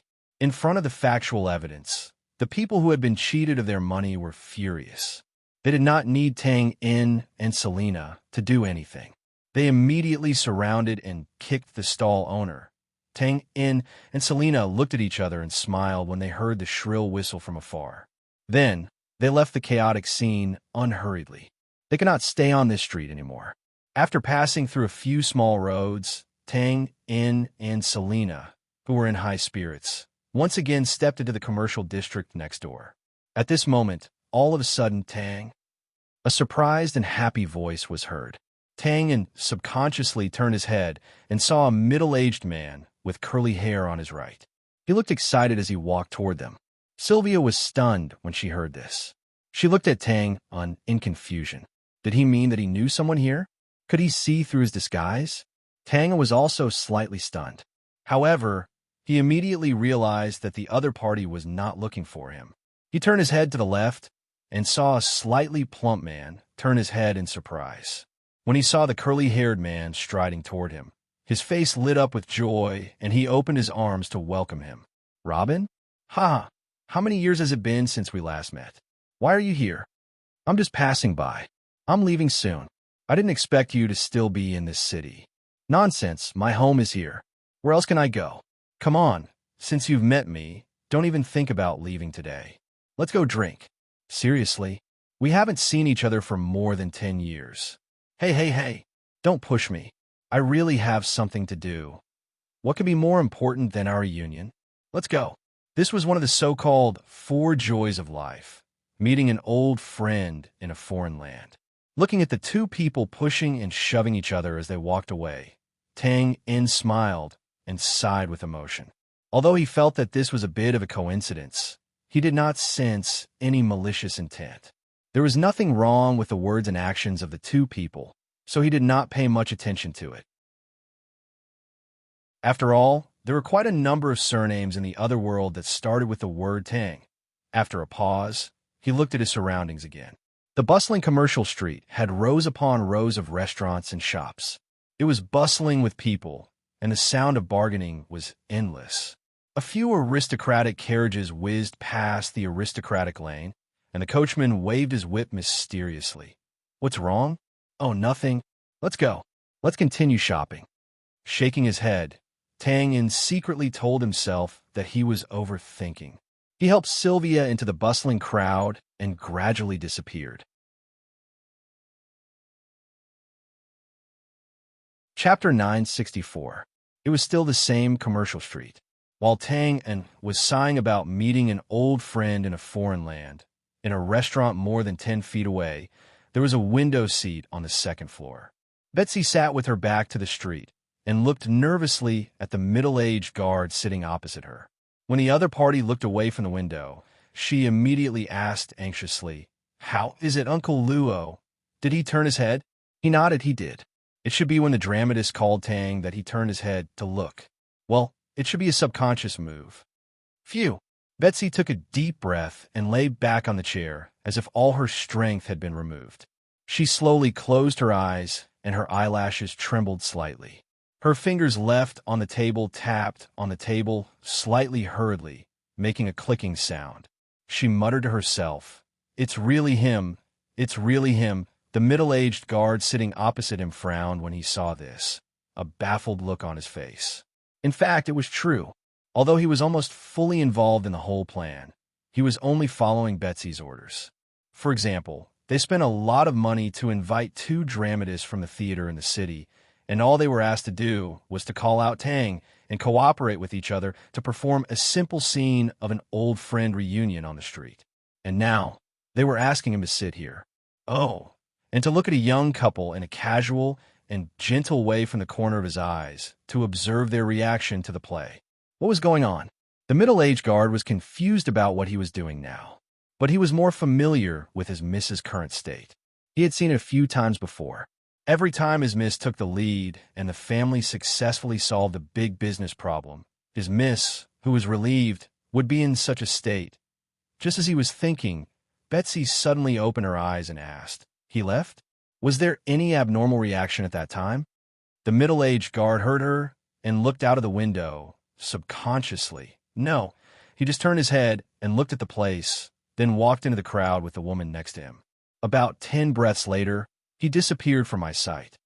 After a pause, he finally couldn't help but ask, "Miss, why didn't you check it yourself?" "No, Uncle Luo." Betsy simply shook her head. "Although I don't understand," battled she, "I have heard of a saying.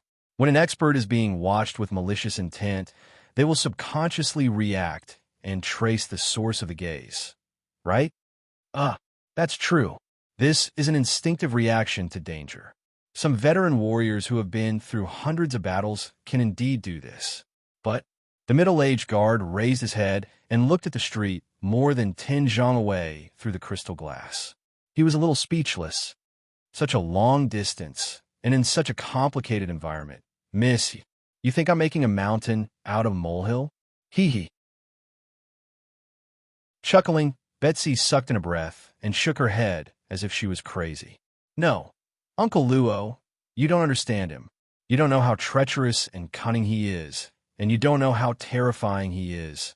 To deal with such a person, such a lone wolf that is even more cunning than a sly fox, you have to be careful, careful, and even more careful.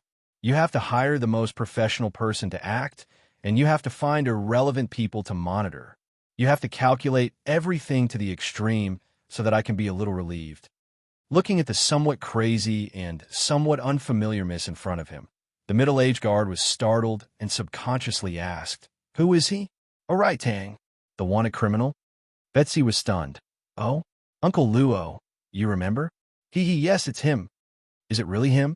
"If it's him." Thinking of the heroic feat of being wanted by the Brand Empire and the Temple of Light, the middle-aged guard seemed to understand his miss's concern. He nodded, but this didn't dispel his doubts. "Why do we have to provoke him?" "Miss, you have a grudge against him?" "Grudge?" Betsy was in a trance. Her expression was complicated and resentful to the extreme. She lowered her eyes. "I'm sorry, Uncle Luo. I really can't say. Please believe me and help me keep this a secret. This probing operation can only be known by the two of us, to Father. I can't say anything." Hearing this, the middle-aged guard couldn't help but be stunned. Looking at Becky's extremely serious expression, he hesitated for a moment before nodding. "From the moment the family transferred me to Miss' side, I will always be loyal to Mississippi. I understand." "Thank you, Uncle Luo. It's nothing. This is what I should do." "Well, what should we do next?" The middle-aged guard suggested. "Why don't we spread his identity?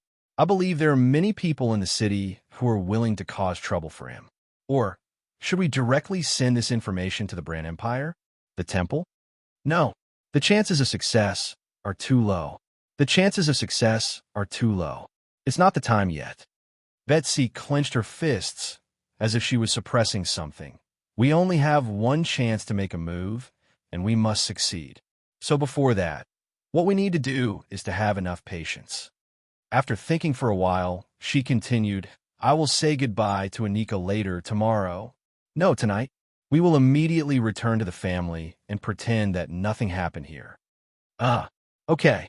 They were about to set off, but at this time, a group of people had already rushed back to their destination thousands of miles away. It couldn't be helped. The speed of the long-distance teleportation array was indeed not comparable to four-legged horses or two-wheeled carriages. And as the capital of the Brand Empire, it was impossible for there not to be a long-distance teleportation array. It was chaos. Philip took the lead, carrying a bloody man who could not even cry out in pain, and rushed into the palace to look for the eldest senior brother of Seacoast Tower. The news of Wincillin, a genius with outstanding talent who had stunned the entire capital since he was young, being beaten to a bloody pulp when he went out for a trip and could only breathe in but not out, instantly spread widely in the upper circle of the imperial capital, immediately causing a great uproar. Wu Ding guessed that Winston might have gone to look for Tang Yin, but he didn't say it. So Haitao was kept in the dark by his junior brother until now, and only thought that Winston was still filial to his parents and elders in the family. In the end, when the princes and princesses were educating Bran and the other princes and princesses, Philip suddenly barged into the tower and gave them a fright. Several of the princesses present at the time fainted from the fright. Later, when he found that Philip wasn't injured and calmed down a little, he didn't have time to reprimand him, and was frightened by the bloody corpse on Philip's back. When he found out that the bloody corpse was his junior brother from the snot and tears from Philip's mouth, Haitao felt that the sudden amount of information was too much, and the blood vessels in his brain were about to explode while dragging Philip, who was about to slip away after acting out his pitiful act and boasting about his achievements. He ordered people to invite the temple's high priest and doctor stationed in the palace. Well, it was another round of chaos. Finally, after learning that Winston's injuries were mostly external and there was no danger to his life, but his mental state was a little strange. Jian Shun's eldest disciple finally gradually sorted out his thoughts, and the first thing he did was to sneak Philip into a secret place and began to ask about the ins and outs of the whole thing. Philip was also cooperative. After all, strictly speaking, this matter really didn't have much to do with him. Winston was the mastermind, and he also asked for it. The accomplices were the royal court consecrators, void-rank powerhouses, but they were ordered by Winsillin. The second accomplice was Wu Ding, who knew that the outcome would most likely be like this, but he still let his disciple go through this. His intentions were really sinister. As for Philip himself, of course, he was the great philanthropist who tried to persuade Winston to give up and then risked his life to save Winston from the hands of the demon Ting. And, oh right, that was not all. In the fierce struggle, he had seized a very important trophy from the demon, and he needed to immediately hand it over to Haita's eldest disciple, and then hand it over to his old man to decide. In short, he had done everything he needed to do. Now, there was nothing for him to do, and he had other things to deal with. So could he be let go now? Not to mention how much Haita believed in these words. At least he understood the key point of this matter, and that was Tangan.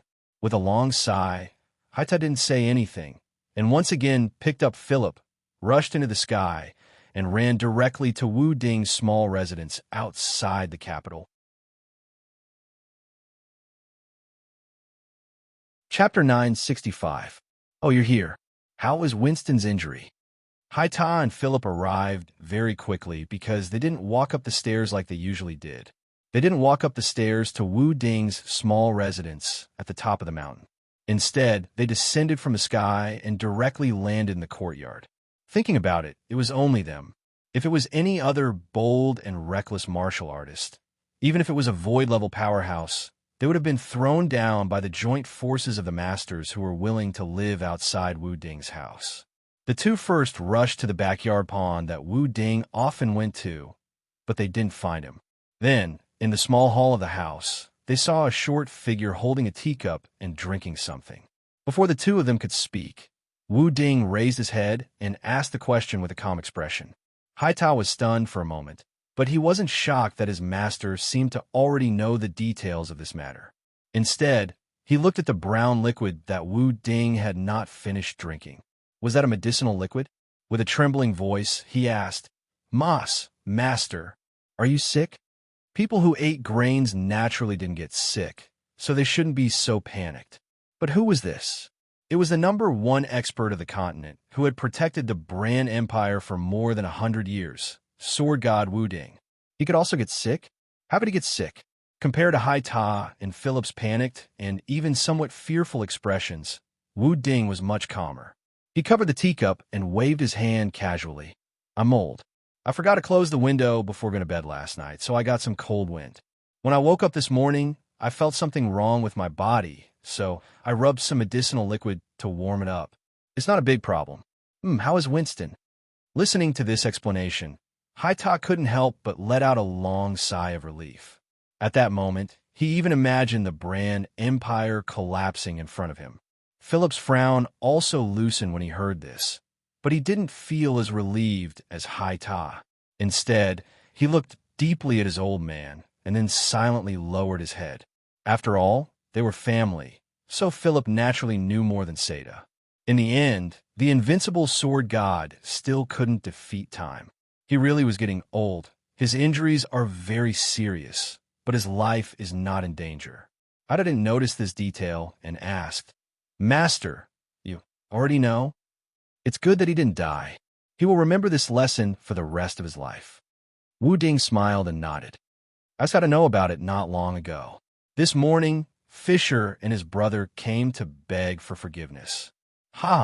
It seems that their reputation has been ruined after not going down the mountain for so many years. I'm not the kind of person who can't tell right from wrong.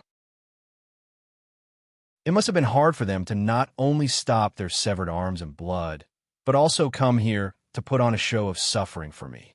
The so-called Fisher duo was naturally the two void-level elders who had abandoned Winsillin and escaped alone during the Battle of Songhai City.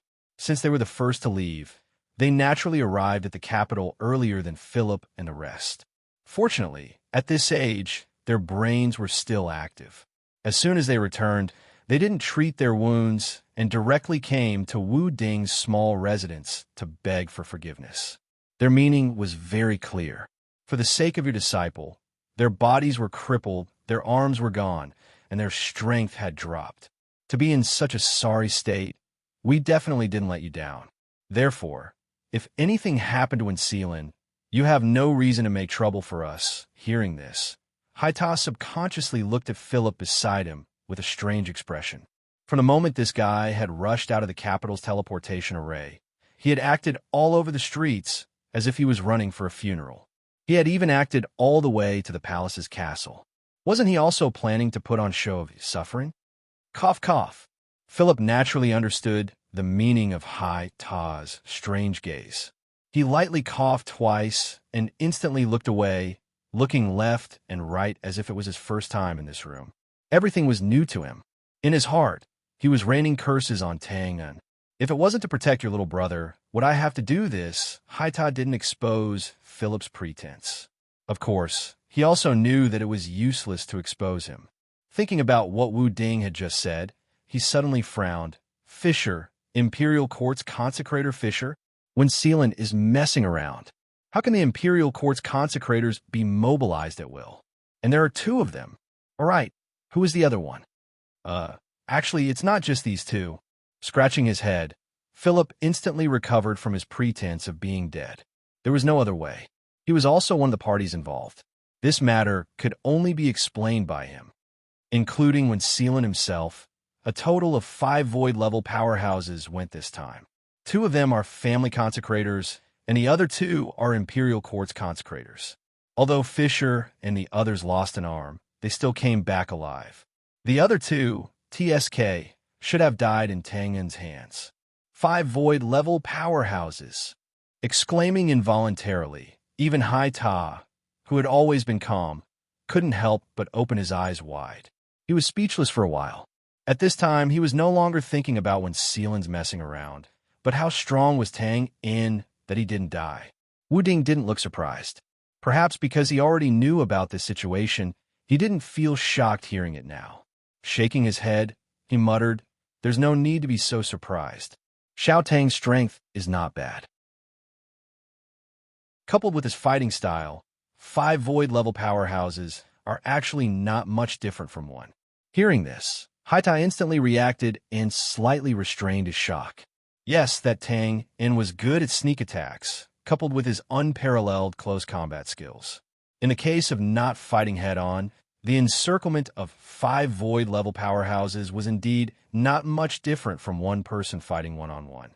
Of course, this didn't mean that Haita felt that Tang In was nothing special. It was just relatively easier to accept. After all, no matter what method he used, to be able to cripple 1, cripple 2, kill 2, and finally win under the encirclement of 5 void-level powerhouses, this was enough to shock the entire continent. At this time, Wu Ding shook his head and sighed again. However, his strength has indeed improved a bit.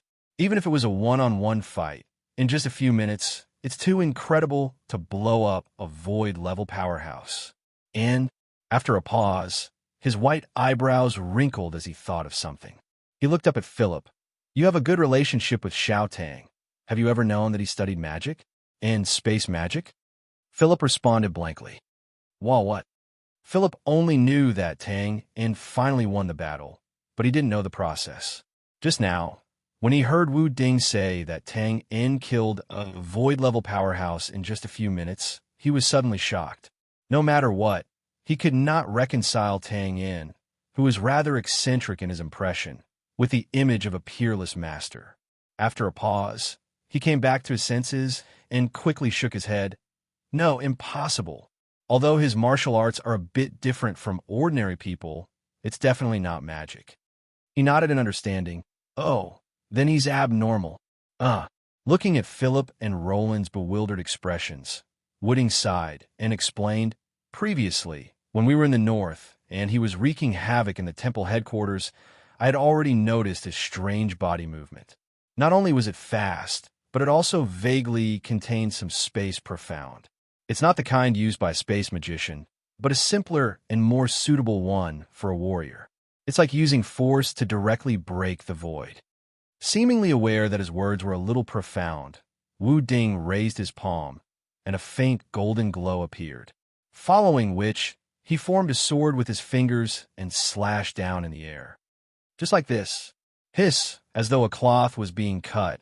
A dark and deep crack appeared out of nowhere in the trajectory of his finger. I'm using Dochi to forcibly break the void, but little Tang is different. Although he also relies on his strength, he relies more on his understanding of space to let his body melt into the void and freely move. This is what I can't figure out, and I also think he's abnormal.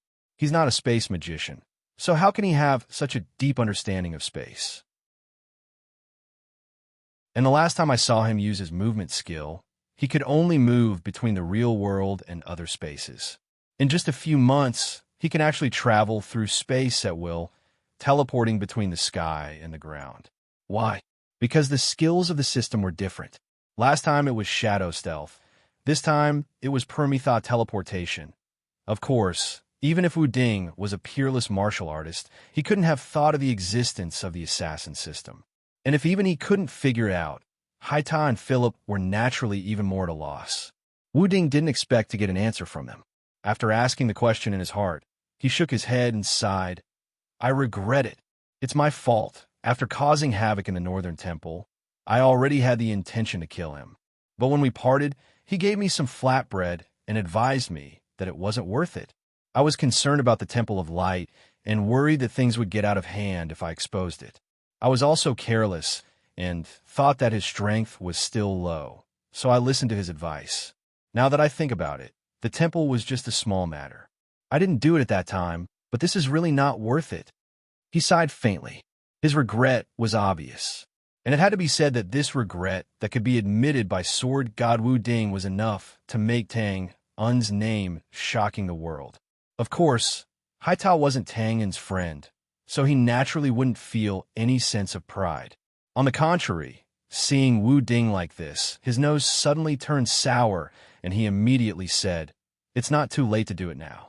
That Tang indefinitely hasn't left the south yet, as long as what?" Wu Ding waved his hand and interrupted, "Don't say such angry words. Have you forgotten how we caused trouble for the temple before? Even if I gave you an army, would you be able to find him in this boundless sea of people?" Haida didn't speak when he heard this. Yes, this was not a matter of strength at all. With Tang Un's superb camouflage skills, if he didn't take the initiative to show up, even if he turned the Bran Empire upside down, it would be useless. After reminding Haita, Wu Ding turned to look at Philip. The latter was startled and hurriedly waved his hand. Grandfather, what do you want to do?" "No way. My relationship with Tang Un is really ordinary. Even if you tie me up and send me to the gallows, he won't show up to save me. Really, you have to believe me." "Shut up." Wu Ding's eyes twitched. He looked at his grandson helplessly and took the initiative to ask, "What about the message I asked you to pass to little Tang? Since he didn't come back with you, he should have said something, right?" "Oh, this. If you have something to say, just say it. Your grandson can't stand being scared." Philip patted his chest and calmed down. He habitually said it out of habit. Wu Ding said indifferently, "Recently, I've been a little lonely living on this mountain alone. It seems that it's time to find a junior to serve me." I remember now. That guy has a message for you, grandfather." IF Asterisk King knew that if I didn't leave in time, I would definitely be unlucky. There's no doubt that it would be better to kill Philip than to let him live on this barren and remote mountain. Understanding this, Philip tactfully took out a scroll from his bosom and respectfully handed it over with both hands. "I've passed on your message." He said that he's too timid to come. Then he asked me to give this to you so that you can consider whether to go down the mountain to find him.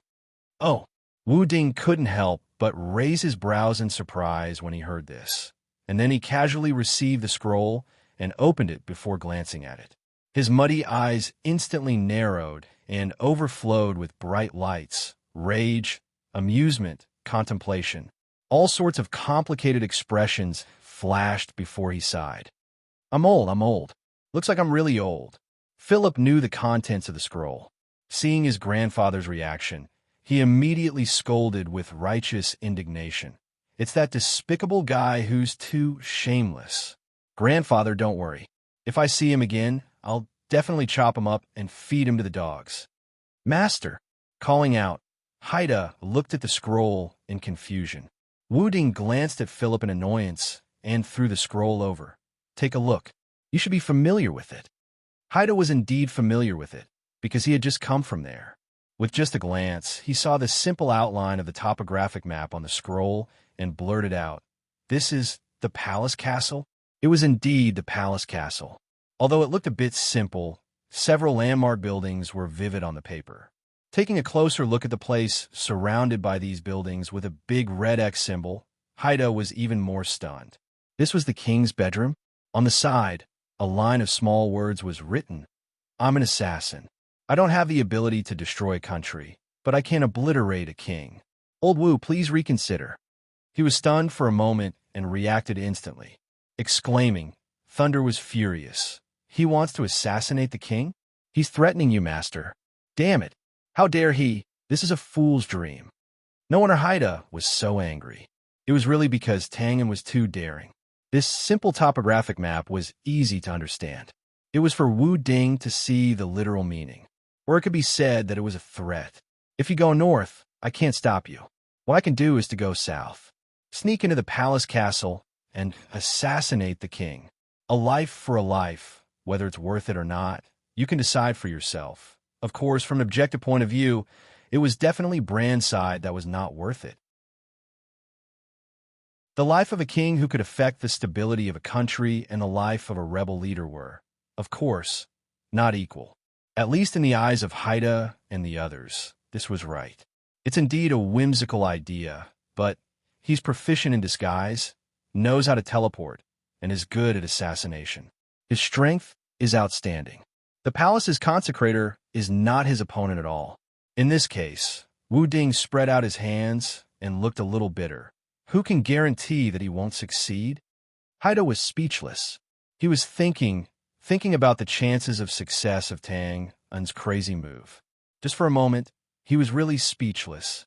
The palace castle was heavily guarded and had many masters.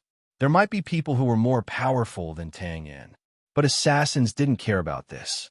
Judging from Tangan's style and strength, it was definitely not a problem for him to sneak into the palace castle. Once approached, the weak king was likely to be killed in an instant.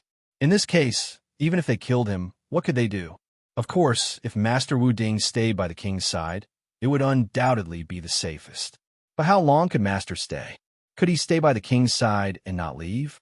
Moreover, even if Master could do this, how could he go north to deal with the Grey Coat army? An assassin threatening a country. This sounded like a fantasy story. If Haida heard it normally, he would definitely laugh it off. But now his gaze was fixed on that line of small words.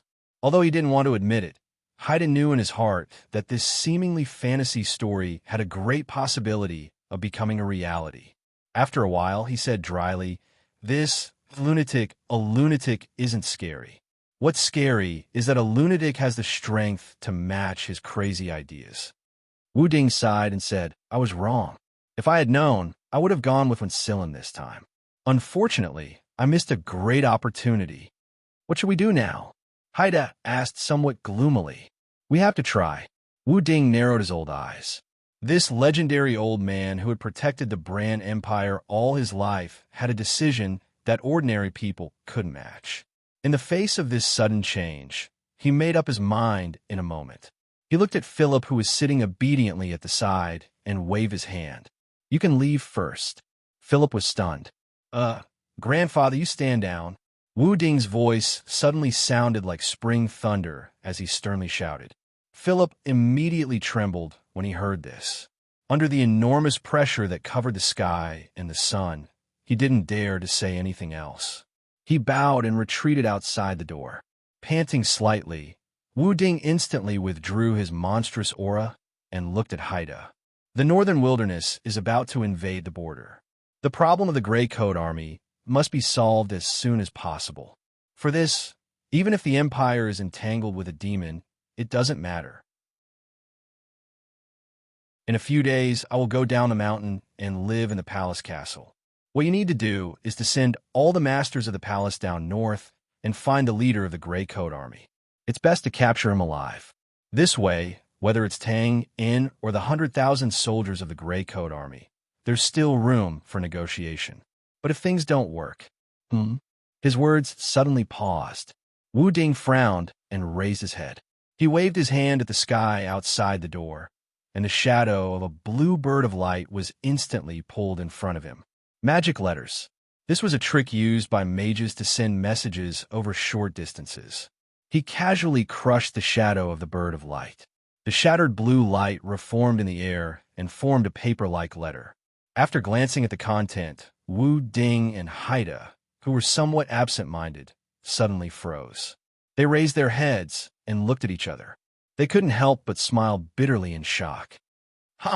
This is really what I'm afraid of is coming. After a few seconds, the faint blue light gradually faded.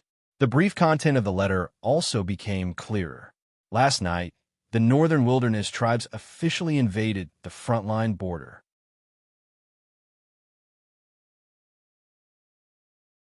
Chapter 966. The news of the invasion of the barbarians in the Northern Wilderness did not spread in the Bran. The people in the South did not hear any rumors and continued to live their lives leisurely. This situation was not strange. Wu Ding and the others were not ordinary people. What they knew, the ordinary people might not know.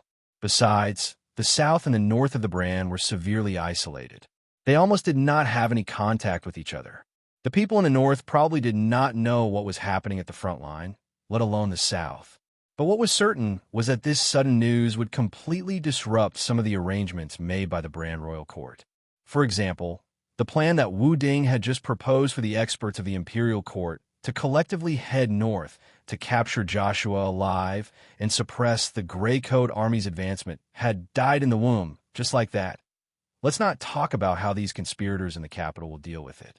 Now, let's focus back on a certain city, a certain hotel, and a certain person here. 5 days, a whole 5 days, except for the half day when they went out to shop excitedly. Tang Yin and Xiao Weian spent almost the entire day in this small, nameless hotel. They did not step out of the main door, nor did they step out of the door. Even when they washed and ate, they were still in the room. It was as if they had closed the door and refused to entertain any guests. Of course, there would not be any guests at this time. Migu took most of his men and arranged for Josiah's family to return to the north. So, even the members of the Gray Space rarely went up to the second floor. The only time was when the remaining members found that the atmosphere in the city was not right. They found out that the mercenaries of the various guilds seemed to have received some news and were searching for the whereabouts of their boss. Tang Yin did not react to this. It was not that he was not vigilant, but that he did not want these trivial matters to disturb the atmosphere here. In these 5 days, Tang Yin saw a completely different Flower of Nights. She was not so stubborn, nor was she so domineering. She only had the temperament of an ordinary woman, a little sly and gentle like water. Although they stayed in the room all day, the two did not feel bored. In the morning, whoever woke up first would definitely tease the other, and then they would play around and get up to wash up. And if they didn't fight for long, the two of them would lean against each other and open the window, quietly waiting for the beautiful sunrise in the east. During this period, Sylvia was usually the one making the decisions and taking the initiative. For example, when she was in the mood, Sylvia would count her fingers and recall the various games she had seen in the past. Even if it was a child's game, he would still let Tang Yin try it out and set the rules for rewards and punishments. He did not feel that it was childish at all. However, there seemed to be some problems with her gambling habits. For example, whenever she played a chessboard, she would carelessly wave her hand and mess up the chessboard whenever she had no chance of winning. Then, despite Tang Yin's strong objection, she would seriously request to start the next game. Other than that, they spent most of their time chatting, leaning against the window to watch the sunrise and chatting, climbing up to the roof to look up at the starry sky and chatting, curling up in bed and muttering. It was as if there were all kinds of topics to talk about, and the content was not about important matters of the country or cultivation of martial arts or other serious issues. Most of the time, Sylvia recalled her past embarrassing moments. Then she laughed and rolled around, pulling down Tang, and would also talk about it sometimes, but he could not recall many things. It could not be helped. He had only been in the other world for a few years, and there were not many things that he could recall. Moreover, most of them were about chasing and being chased, as well as using various methods to kill people. Fortunately, he was quite eloquent. He could casually adapt the jokes he saw on the modern world's internet, and he could immediately make Sylvia, who was now very easily amused, of course. It was inevitable that he would do some embarrassing things in the past few days. The frequency was quite high. At first, Sylvia might have thought that she was the one who made the request first. Moreover, according to her limited common sense, men seemed to be quite keen on this kind of thing, so when they touched the bed at night, they would basically not refuse. Tangen did not know this, but when he slept, he saw Sylvia always lying straight on the bed without closing her eyes. He thought that she wanted it, so he would not refuse. Later, the situation changed a little. Perhaps it was because he realized that this kind of thing was not as painful as the first time in the cave in the northern wilderness. Instead, he felt quite comfortable. Sylvia faintly took the initiative and would use some tacit postures to achieve the requirements. Of course, although her personality and attitude were trying to change, some habits and concepts were still deeply ingrained, mainly because of shyness. Therefore, even though someone had hinted at it openly and secretly, Sylvia pretended not to understand and did not cooperate. This also made a certain someone, who was familiar with the various postures in the modern world, feel that although he had the dragon-slaying technique, he could not use it at all. Cough, cough. Well, except for this slight flaw. These few days, the two's life was still very harmonious. It was very comfortable and warm. No matter what happened outside, it was chaotic. This small hotel was still deserted, as if it was isolated and forgotten by the bustling world, enjoying its own quiet beauty alone. However, good times were always short, just like there was no banquet in the world that never ended. That evening, Tang entered the room with dinner. Seeing that Sylvia was not sitting at the table as usual, but was relaxing in the open space at the side, he knew that it was time to leave. Slightly startled, Tang leaned against the side of the door and looked at Sylvia, whose loose home clothes still could not hide her graceful and beautiful figure, and smiled. "Congratulations." There was not much surprise. Tang was very clear that during this period of time, the effect of the restriction on Sylvia's body was constantly decreasing. In fact, this was inevitable. On one hand, Sylvia had figured out some things by herself, and her state of mind was not hindered. On the other hand, it was also because the dark seed that Tang had planted in her heart before had been completely eliminated with the intimate life of the two of them. At this point, her thoughts were clear, and her martial arts realm rose with the tide. A breakthrough was the inevitable result. Moreover, this kind of breakthrough was not a small matter, like Winston, who touched the threshold of the void level. If Tang was not mistaken, Sylvia in front of him had an epiphany and broke through to the early stage of the void level with irresistible force, and her realm was stable. So, of course, it was worth congratulating. "Thank you." After a pause, Sylvia restrained her posture, raised her chin slightly, and nodded to thank him. She did not have the gentle posture of a little girl, but her expression was firm and confident, and her lips were tightly pursed. It was the familiar head knight commander of the temple, the flower of knights, Sylvia. Seeing this, Tang was a little absent-minded. Usually at this time, she would be waving her knife and fork, shouting for dinner, and commenting on the dishes. He felt a little irritable for no reason, as if something that belonged to him had been snatched away. But it was immediately suppressed, and he spread his hands. "Then let's eat." "Okay." Although it was dinner, the food was sumptuous. It was slightly spicy, suitable for Sylvia's taste. However, unlike the previous dinners, where there would be all kinds of laughter, soup, and vegetables flying everywhere, the atmosphere now was somewhat oppressive.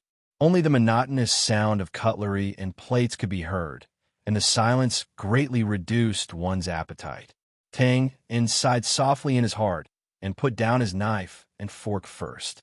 Although he knew that with Sylvia's strength restored, those days would inevitably be gone forever. But when it really came, he still could not help but feel a little unhappy. Tang knew that this mood was not right, and it did not make sense. After all, Sylvia was Sylvia, and it was impossible for her to be obsessed with him forever like a little woman. Those beautiful memories of the past were actually enough. What he should do now was to give her his blessings, but when it came to it, he still felt some resentment, and the resentful husband state was automatically activated. What was the meaning of this? One night, as husband and wife, was 100 days of grace. Just leave, what's with that face? Are you going to turn against me? Kicking me away after your strength is restored? No, I'm thinking too much. It's not that serious. Be magnanimous. I have to be magnanimous.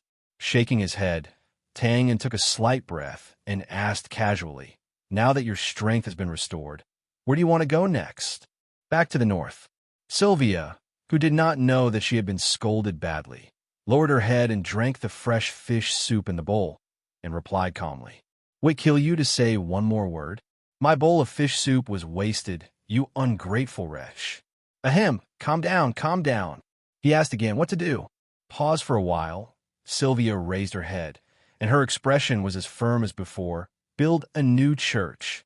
Oh, and it's been very quiet during this period, and I've thought through many things. Ignoring Tang's stunned expression, Sylvia said calmly, since the temple is no longer the original temple, and since there's no result in saving it, why don't we follow the righteous church? It's better to rebuild a new temple of light with the staunch Puritans and let the believers who have been severely damaged have a place of faith again.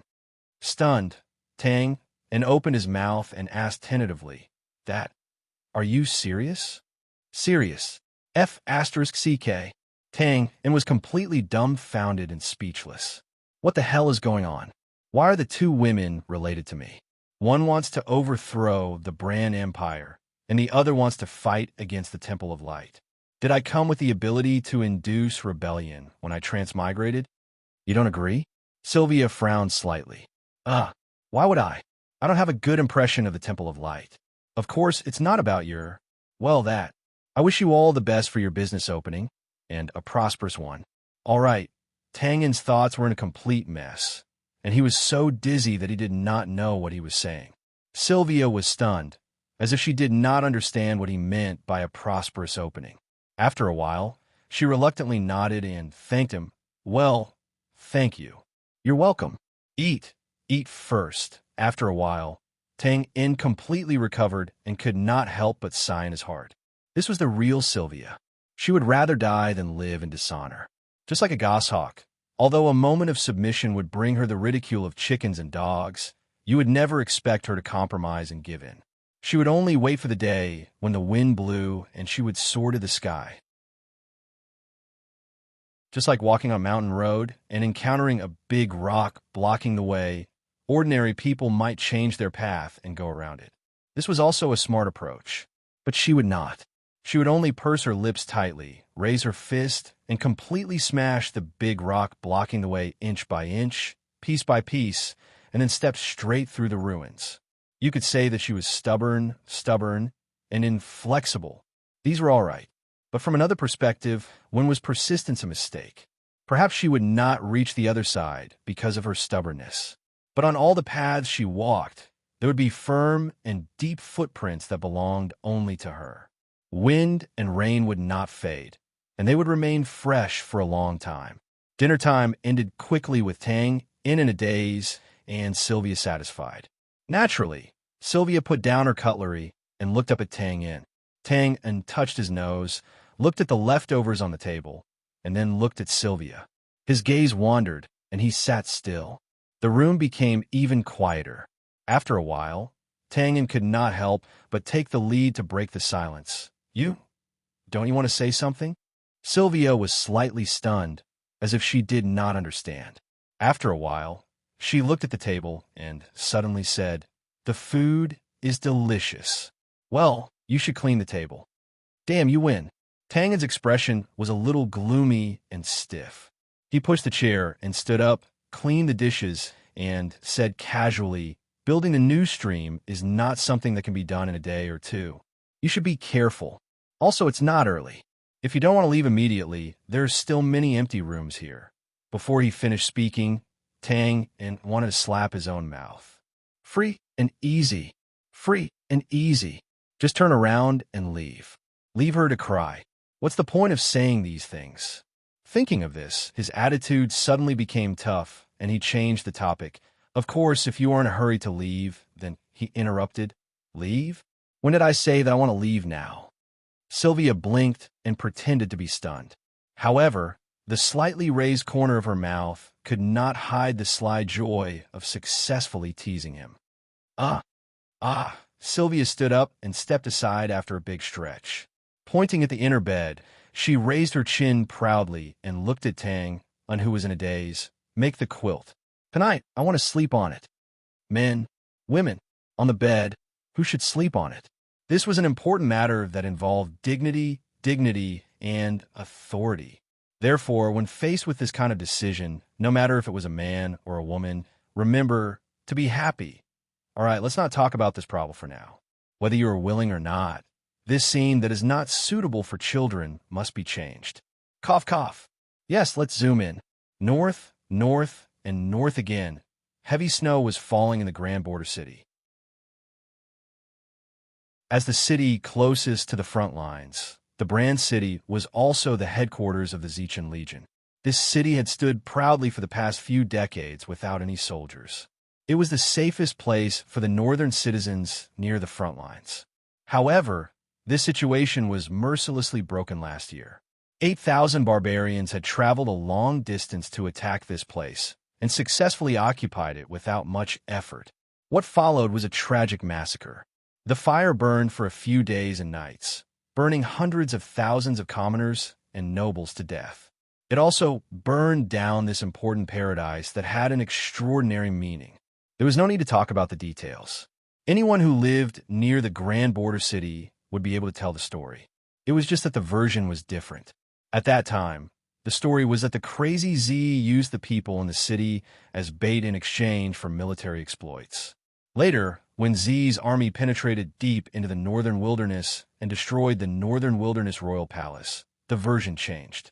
It became that Z led his army out of the city to support his allies.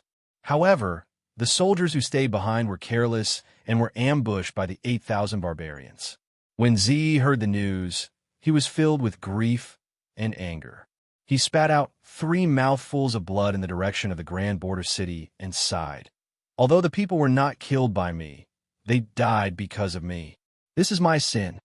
Following which, he resolutely rushed into the heart of the northern wilderness tribes and used the heads of countless barbarians to take revenge for the hundreds of thousands of people in the city. This was a tragic story that could be both sung and moved. You see, history was always written by the victors. It didn't matter if the hundreds of thousands of souls were willing or not. It also didn't matter if the deified Z was willing or not. This kind of heroic story would continue to be passed down. As for the truth, it could only be covered up by the wind and frost. Back to the main topic. Since the Grand Border City was so important, it naturally had to be rebuilt after the war. The statue of Z had to be erected as well. Otherwise, how could the future generations pay homage to it? Thus, in less than a year, a city that was 80 to 90% similar to the Grand Border City was built. It also had the same name. The safe haven was successfully rebuilt. However, the ending this time wasn't very good.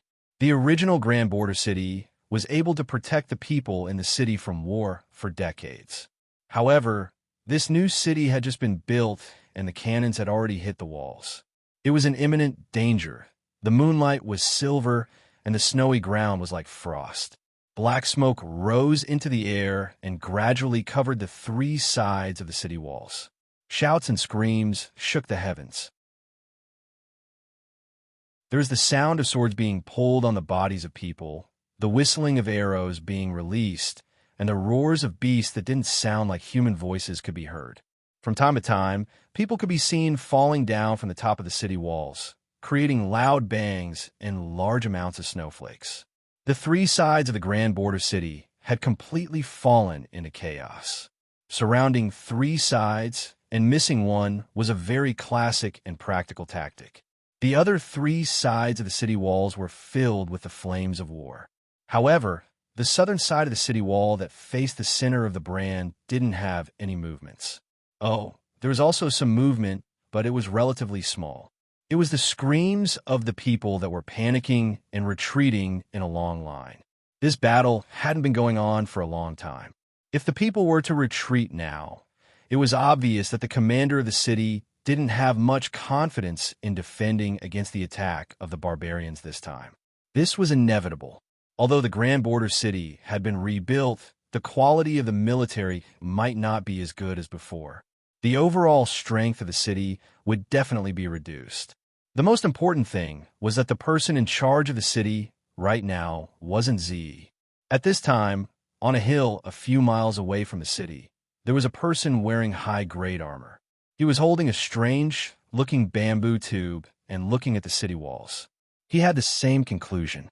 He nodded slightly and muttered to himself, "The situation is good. Looks like we can rest in the city tonight.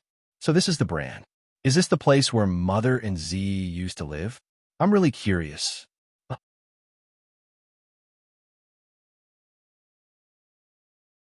Chapter 967. In the end, Sylvia still left.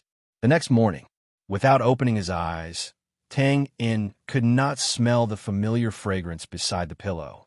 He knew that the person in his arms had chosen to leave quietly. Such an ending was actually not bad. Since he had no regrets and enjoyed himself for a while, there was no need to cling on and lust for eternity. If he had to be like a little girl and cry when parting, it would not be beautiful. Therefore, about an hour ago, when he felt the person beside him quietly getting out of bed, Tang In did not open his eyes, nor did he force her to stay. Everyone had their own mission to pursue, and everyone had their own things to do. Since the decision had been made, it was meaningless to force her to stay. It would only increase the awkwardness the next time they met. Moreover, this was not a parting of life and death, but a temporary separation that was normal in everyone's life. Choosing to remain silent at this time, there was no silence more elegant than this. Probably because she was clear about this, Sylvia left very decisively. She did not leave the so-called farewell kiss, nor did she leave any tearful letter. She got dressed, got out of bed, pushed open the door, and left. That was all. After a while, in the silent room, Tang In took a deep breath and slowly opened his eyes.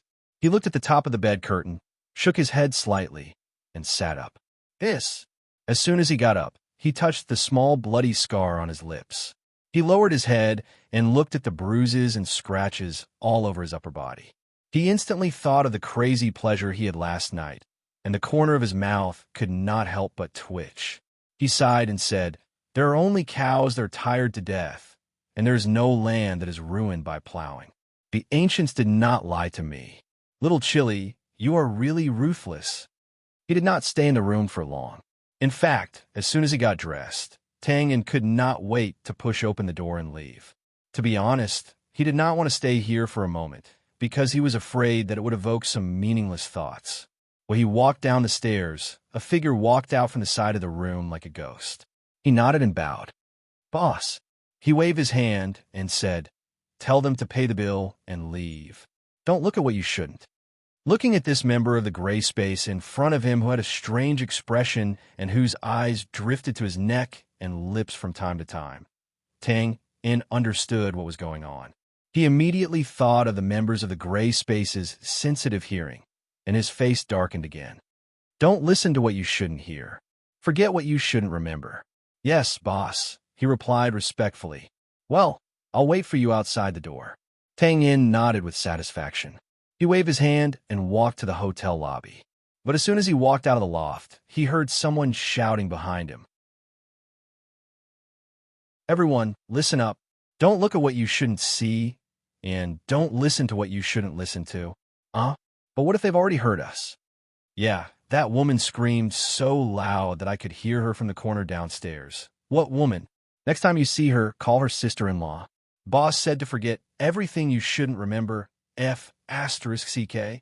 Tang In staggered and almost fell to the ground. The members of the gray space were nominally his subordinates, but in fact, they were no different from friends and brothers. He suddenly felt a little overwhelmed by this deliberate ridicule. Fortunately, these members also knew how to behave. They teased each other behind their backs. When they gathered in front of the hotel, all of them had serious looks on their faces. "Boss, where are we going?" "Leave a message for Michaud and the others. Tell them that we're going to the capital for a walk." After a pause, Tang In stroked his hat and said lightly, "See if there's a chance to assassinate the king of Bran." "Yes." Even the members of the Gray Space, who had killed countless people, were a little confused when they heard this. Assassination was their profession, but assassinating the king of Bran. The young man who asked the question licked his lips and nodded in admiration. As expected, a boss, this is really a big job. After all, the Gray Space was a gray space. After a short while, they successfully adjusted their mentality. In fact, it was just like that. The king of Bran was also a weak old man. If they didn't care about the strict security of the royal court and the countless experts who were worshipped, etc., assassinating such a target should be no pressure at all. Of course, if the target was the sword god Wu Ding, well, the members of the Gray Space would also act with Tang and according to the request, but it would not be so easy to adjust their mentality. Having made up his mind, Tang raised his head to look at the shabby signboard of the inn, and then looked at the owner who was sending him off with a courteous smile. For a moment, he suddenly had the strong urge to buy this place and seal it up. But in the end, he shook his head and turned to enter the carriage. "Forget it, it's over. There's no need to be so pretentious." This rare melancholy mood did not last long. Before Tang In and the others, disguised as a small merchant group, walked out of Songhai City, they bumped into a travel-worn member of the Gray Space. "Why are you back? Has Josiah's family arranged everything?" Tang In looked at the young man who was brought over and was stunned. This was the member who arranged for Josiah's family to go to the north with Michaud. He asked in surprise, "Where is Michaud?" "Captain Michaud is arranging a ship to send people to the port city. I came back halfway to report." "Boss, the secret agency said that the barbarians in the northern wilderness invaded the border 5 days ago. The Bran front line is in an emergency. F***CK. So fast." Tang In was stunned. Although he had heard from Philip that the barbarians were about to attack a few days ago, he did not expect it to happen so fast. He was stunned and asked, "Have you notified the Grey Coat Army?" "I don't know, but according to your request to the secret agency, I should have sent someone to notify them." Nodding, Tang In sighed. This was troublesome. His brows gradually tightened, and he touched his chin and fell in a deep thought. The invasion of the northern wilderness was obviously a sudden incident. No one would have thought of it before, because according to past practice, every time the northern wilderness tribes failed a large-scale attack, they would need at least 2 to 3 years to recover, or even longer, before launching the next attack. And last winter, the northern wilderness tribes had just been defeated, and even their commander had died. In anyone's opinion, the northern wilderness tribes had suffered a great loss this time. Without 3 to 5 years of recuperation, they would not invade the border again. It was also because of this that although the Bran Imperial Court had long been aware of all kinds of clues, they had never taken it to heart. They also did not forcefully suppress the Grey Coat Army that could affect the strategic war situation. But they did not expect that the northern wilderness tribes would not play by the rules this time. The soldiers from both sides who had fallen on the border last year had not even died, and here they were once again reigniting the flames of war. The Bran Empire did not expect this, and of course, the Grey Coat Army did not expect this either. Tang In knew the Grey Coat Army's battle plan very well. They did not consider the northern wilderness barbarians at all.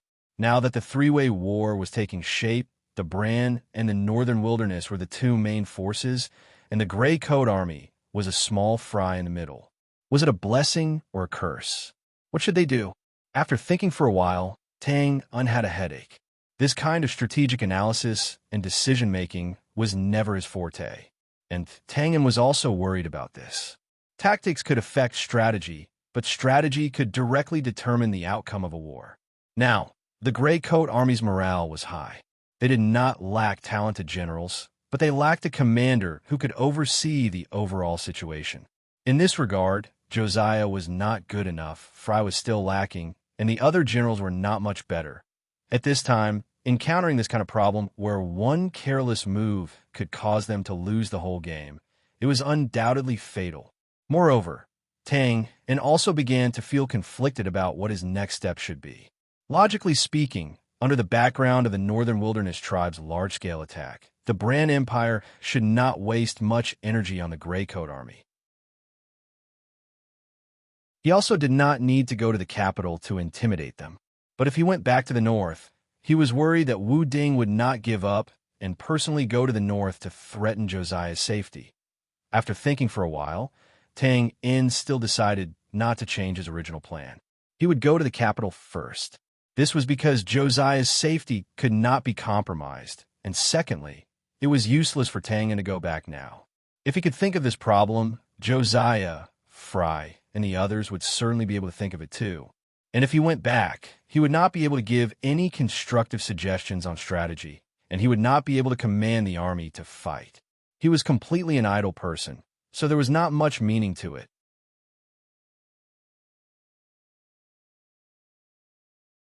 Chapter 968.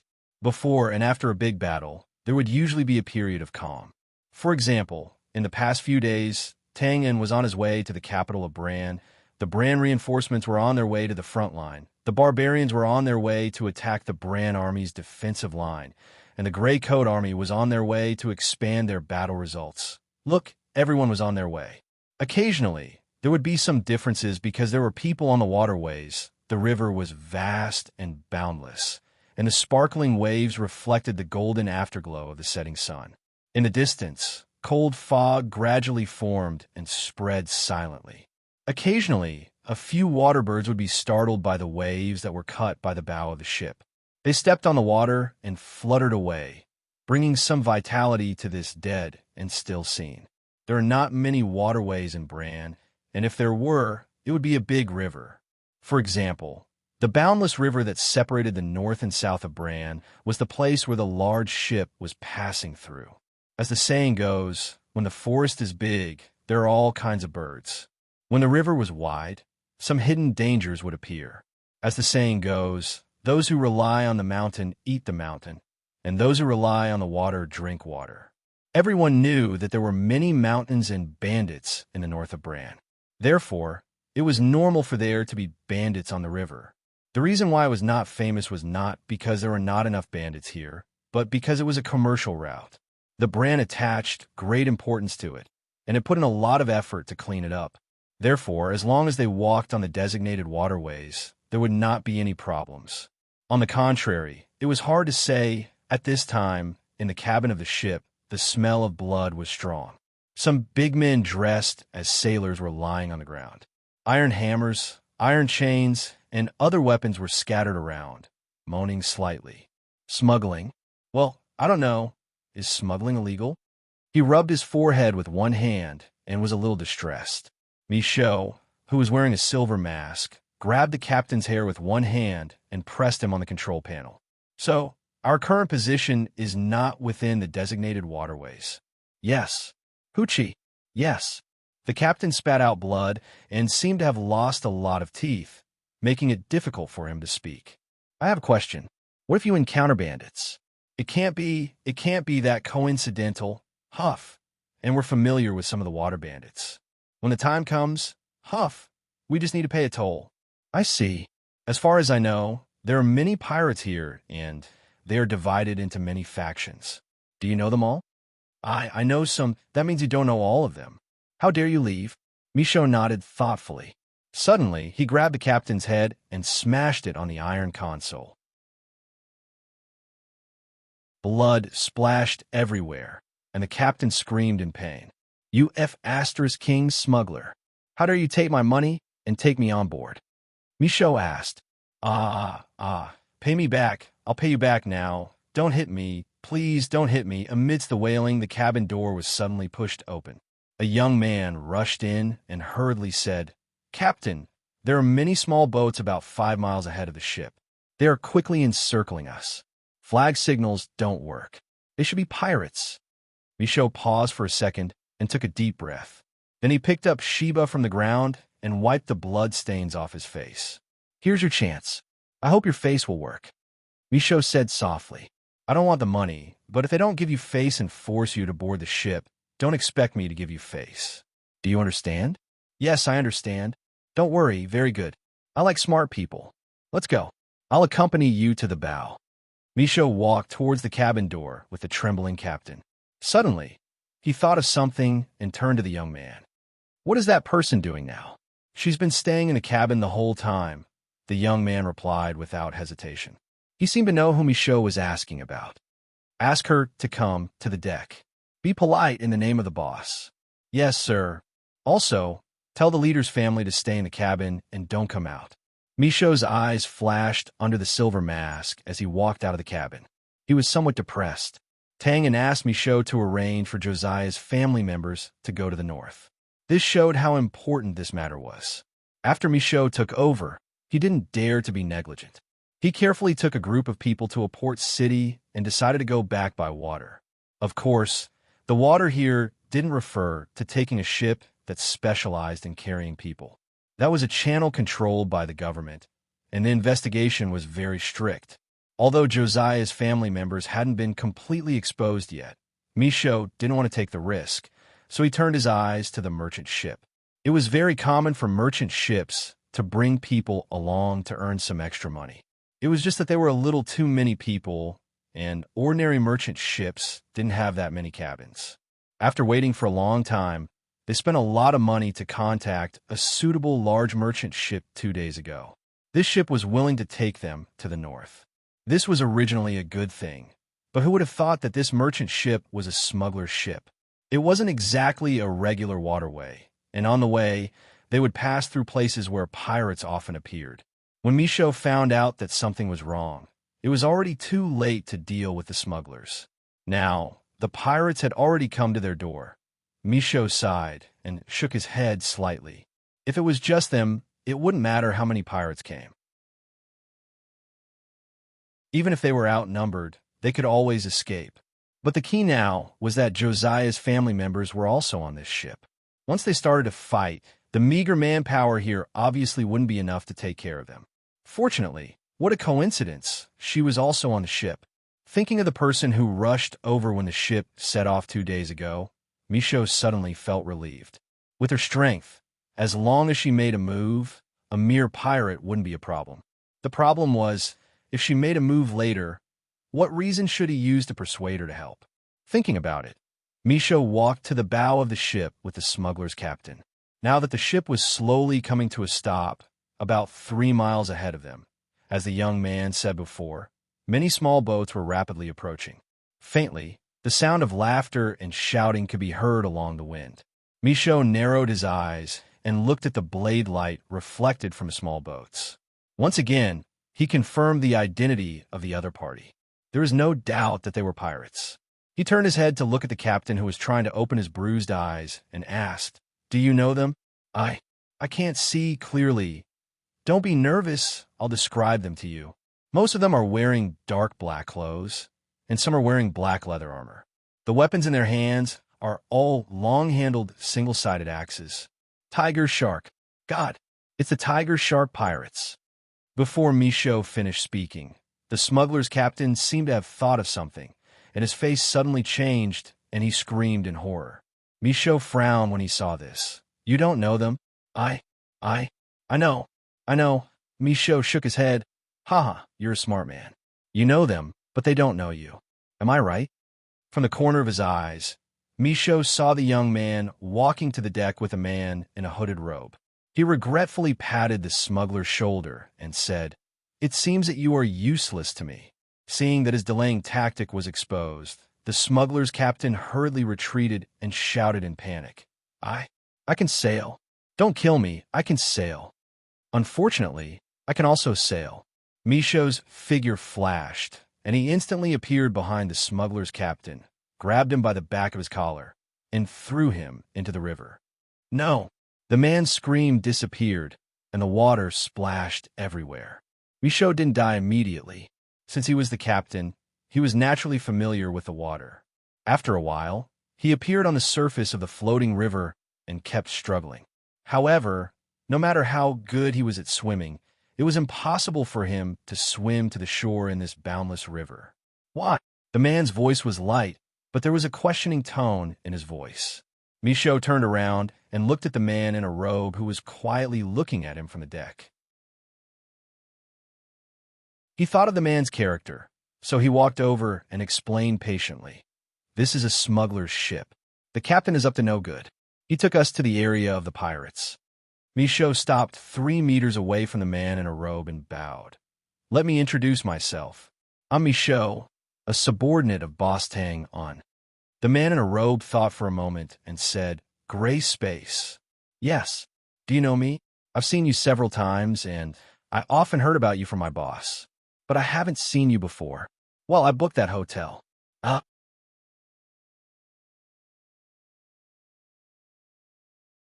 Chapter 969.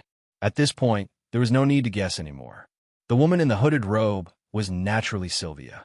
After leaving the small inn in Songhai City, Sylvia disguised herself and headed north, decisively heading to the nearest port city. At this time, it had been less than 10 days since the trial, so the temple's tracking and encirclement had not yet dispersed. However, they did not expect that in just a few days, Sylvia's strength had a qualitative breakthrough, and she had become a void-level powerhouse. As a result, most of the checkpoints set up by the temple on the ground naturally could not stop Sylvia. It was very smooth, very fast, and also very lucky. In just 2 days, Sylvia broke through the heavy blockade and arrived at her destination. Then, she just happened to meet the smuggling ship that Michaud contacted and successfully boarded the last ship. Adhering to the principle of keeping a low profile, Sylvia almost never left the cabin after boarding the ship. She even finished eating and washing in the cabin. Such a strange behavior naturally fell into the eyes of Michaud and the others. Sylvia had never seen Michaud before, but Michaud had seen Sylvia before. After confirming Sylvia's identity, Michaud couldn't help but be surprised at the time. However, although they met, and there was a layer of relationship between Tang In and Sylvia, Michaud did not have the intention to go up and get to know her. After all, in his impression, Sylvia was not a kind person who was easy to deal with, especially for assassins like them. It was not an exaggeration to say that she hated evil as if they were enemies. Therefore, thinking that it was better to avoid unnecessary trouble, Michaud just pretended that he had never seen her. But now the situation was forced, and a large group of water bandits were in front of him. Michaud had to use his relationship with Tang in order to get her help. After listening to Michaud's brief self-introduction, Sylvia nodded lightly and then said calmly, I know about the gray space. With your strength, it seems that the water bandits don't need my help. Michaud spread out his hands.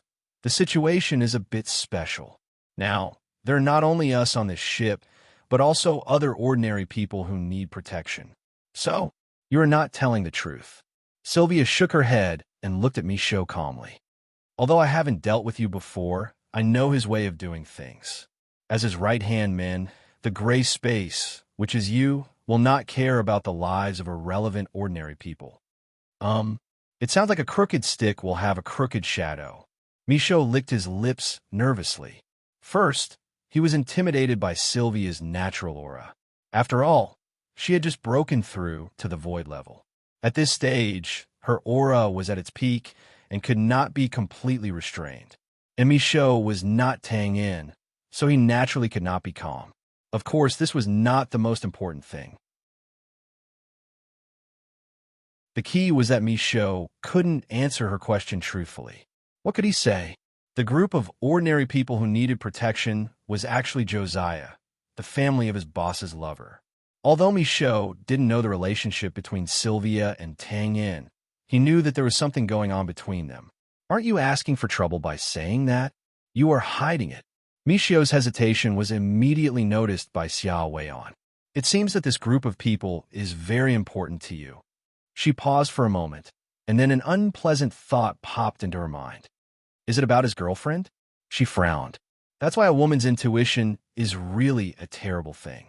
A few days ago, Tang In only mentioned it briefly, and at that time, he was interrupted by Sylvia. But now he suddenly thought of it again. It was really scary. Michaud was startled and suddenly became speechless. His reaction undoubtedly confirmed Xia Weian's conjecture. She pursed her lips. Although she had said before that she did not want to fight for anything, now that she heard the news about Tang An's lover, Xia Weian found herself unable to calmly deal with it. Her heart could not help but ripple. After a moment of silence, the sound of rushing water mixed with the presumptuous laughter of the water bandits could be heard clearly. Sylvia moved. She looked around, walked to the side of the deck, and bent down to pick up a bamboo pole. Then, the tip of her foot lightly touched the deck, and with a whoosh, her robe fluttered and she rose into the air. Void level? Michaud was shocked. As far as he knew, Sylvia's cultivation should be at the peak of the earth level. With the help of an earth-level warrior, the safety of the ship was not a problem. But a void-level master? Could the water bandits still reach the side of the ship? In fact, when Sylvia soared into the sky in the tragic afterglow of the setting sun, the arrogant and cruel laughter in her ears came to an abrupt end. Around the large merchant ship, about 100 small boats were densely packed like ants, and their speed slowed down. The pirates on the ship, who were all dressed differently, looked up at the sky with their mouths agape, at the figure in the long robe floating in the air. Void level. Void level. Great magician. Damn it. Retreat, retreat, retreat. Screams of fear, cries of disbelief, and hysterical orders to retreat. In a short time, the water bandits on the river were in a complete mess. This kind of feeling was no different from the absurd shock of catching a tasty little sheep, only to have a big bad wolf jump out of it after skinning it. They had kicked an iron plate. The water bandits who were aware of this did not slow down. They quickly turned the bow of the ship, and like an arrow leaving the bow, they fled madly in all directions at a speed several times faster than when they came. But at this moment, all of a sudden, the sky was bright, and the dazzling light shocked the world. The Dochi floating on the river gathered crazily, surrounding Sylvia, and instantly formed a dazzling ball of holy light. Compared to the setting sun on the western side of the river, it was like a rising and vigorous sun, magnificent and full of vitality. Then the light shone brightly, and the rising sun exploded, instantly splitting into 8 thick light pillars and falling into the river water. They were separated by a distance of several hundred feet, just enough to completely envelop the hundreds of small boats of the pirates that were fleeing in all directions, like a prison. The next moment, boom, boom, boom, the 8 pillars of light rotated crazily in a clockwise direction, leaving behind afterimages, driving the monstrous river to rotate and soar into the sky. Thunder rumbled, waves splashed everywhere, and the waves were all kinds of things. Looking from afar, that area of water was like a huge dragon sucking in the water, majestic and spectacular. As for the water bandits' boats that were locked in the middle, no one cared about them now, because the moment the pillars of light began to rotate, they were directly overturned by the river water and disappeared without a trace. What the F***CK? Michaud muttered to himself as he looked at the horrifying scene in front of him. The large merchant ship under him was pushed back more than 1,000 feet by the huge waves that came crashing down on it. If he took off the silver mask now, his face would be incomparably bitter. There is no need to say who would win between a void-level master and water bandits. But this method was obviously wrong. With Sylvia's current strength, even if she didn't intend to let these water bandits go, she only needed to stand in the air and shoot a few spear lights from afar, triggering the momentum of the water and instantly annihilating all the water bandits. But looking at the situation now, no one would believe that it wasn't a big move. And using a big move to deal with the water bandits was like using Mjolnir to kill flies. It was obviously wrong and not worth it. Sylvia was not a rookie without actual combat experience, and it was impossible for her not to know this point. But she still chose to use this fierce method, more like venting her anger. What did it mean? It meant that she was very angry.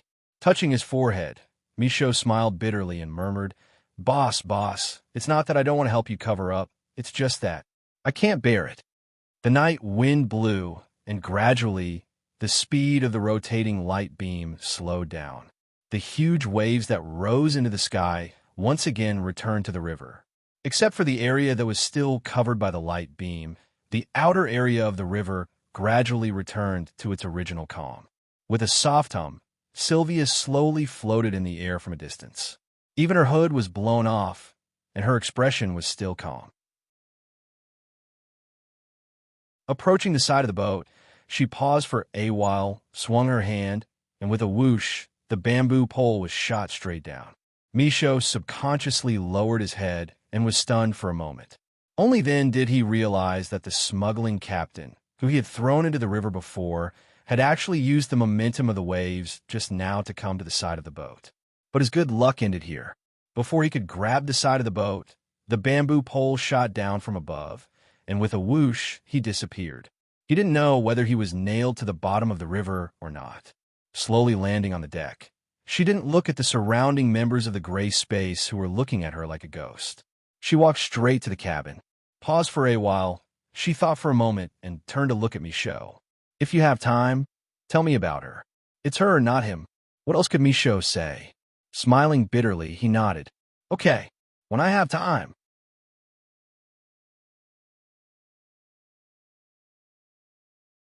Chapter 970. The capital city, also known as the King's City, was the political center of an empire and the center of royal power. So, what did the capital city of Bran look like? Tang was not a local, but he had been here since he transmigrated, so he was naturally curious. Unfortunately, except for Michaud, the rest of the members in the gray space were mostly poor. Now that Michaud was not here, the rest of the members had never been to the capital city, so naturally, they could not give Tang in any opinions. There were 2 empires on the Caesar continent, and there were only 2 capital cities. Among them, Tang had been lucky enough to go to the Northern Wilderness Imperial City and see the rough atmosphere there. Now, he had officially stepped into another place. Tang's first impression of Bran City was that after he paid the entrance fees, commercial fees, and other fees that were 5 to 6 times higher than other cities, he was amazed by the fact that a capital city was indeed a capital city. It was really king expensive. Then, his second impression was after he was blocked at the gate for half an hour and could not move. He would say that the city was really big and there were so many people. As far as the eye could see, a 10-mile-long street could be seen. There was an endless stream of horses and carriages, as well as a grand occasion of people jostling shoulder to shoulder. After digesting the above 2 initial impressions, Tang's small caravan finally successfully lined up on the main road. Then it was the official impression, bustling, and bustling. Compared with the rough atmosphere of the Northern Wilderness Imperial City, the capital city of Bran was slightly weaker in this aspect. It was a completely different style, representing delicacy, richness, and nobility. For example, if the capital city of the Northern Wilderness was compared to a bold and unrestrained rough man, then the capital city of Bran was a delicate and elegant noble lady. And since she was a noble lady, she naturally had her pride. In fact, although there were countless faces, in Tang's eyes, it was very easy to distinguish who was from the capital city and who was from the outskirts. There was no other reason than the difference in temperament and dressing. Take the 2 women walking together on the side of the road as an example. Judging from their clothes, both of them should be well-off businesswomen. However, the woman slightly in front of them had her chin slightly raised, looked confident, and was dressed very fashionably. She was not in a hurry and walked with the unique pace of a woman from the capital city who was leading a tour of the capital city. The woman slightly in the back, although her clothes were not bad from her posture, expression, and the conservative belt that was tied high above her hips, she exuded a sense of restraint everywhere. Then, the member of the gray space who went out to inquire about cheap hotels came back with an unlucky face, which further confirmed the impression of arrogance of the people of the capital city. CKU. You said I'm a country bumpkin. Don't let me find out that you're wrong, or I'll let you know what a country bumpkin's fist is, not knowing the severity of the situation. After being asked a few more times and being called a country bumpkin behind his back a few more times, the member of the gray space was unable to swing his fist. Because no matter whether it was the first person from the capital city or the next few people, they all pointed in the right direction. The people of the capital city were arrogant. They looked down on the outskirts of the city, but they would not point in the wrong direction because their arrogance would not allow them to. Of course, because they were sincere, it was even more infuriating. While other than this, the capital city of Bran left a good impression on Tang Yin, who was seeing the bustling city for the first time, and most of the members of the gray space who came from poor backgrounds. When in Rome, do as the Romans do. Especially for assassins, it was a big taboo to be out of tune with the surrounding environment. Therefore, after taking a stroll in the city, when they found a small hotel that fit their status as a small merchant group, the member who went to negotiate with the owner spoke in the typical accent of the capital city and easily solved the problem of accommodation. When the owner found out that these people were a little unfamiliar because they had not returned to the capital city for a long time, he kindly took the initiative to point them to the market. After settling down, there was nothing much to do for a while.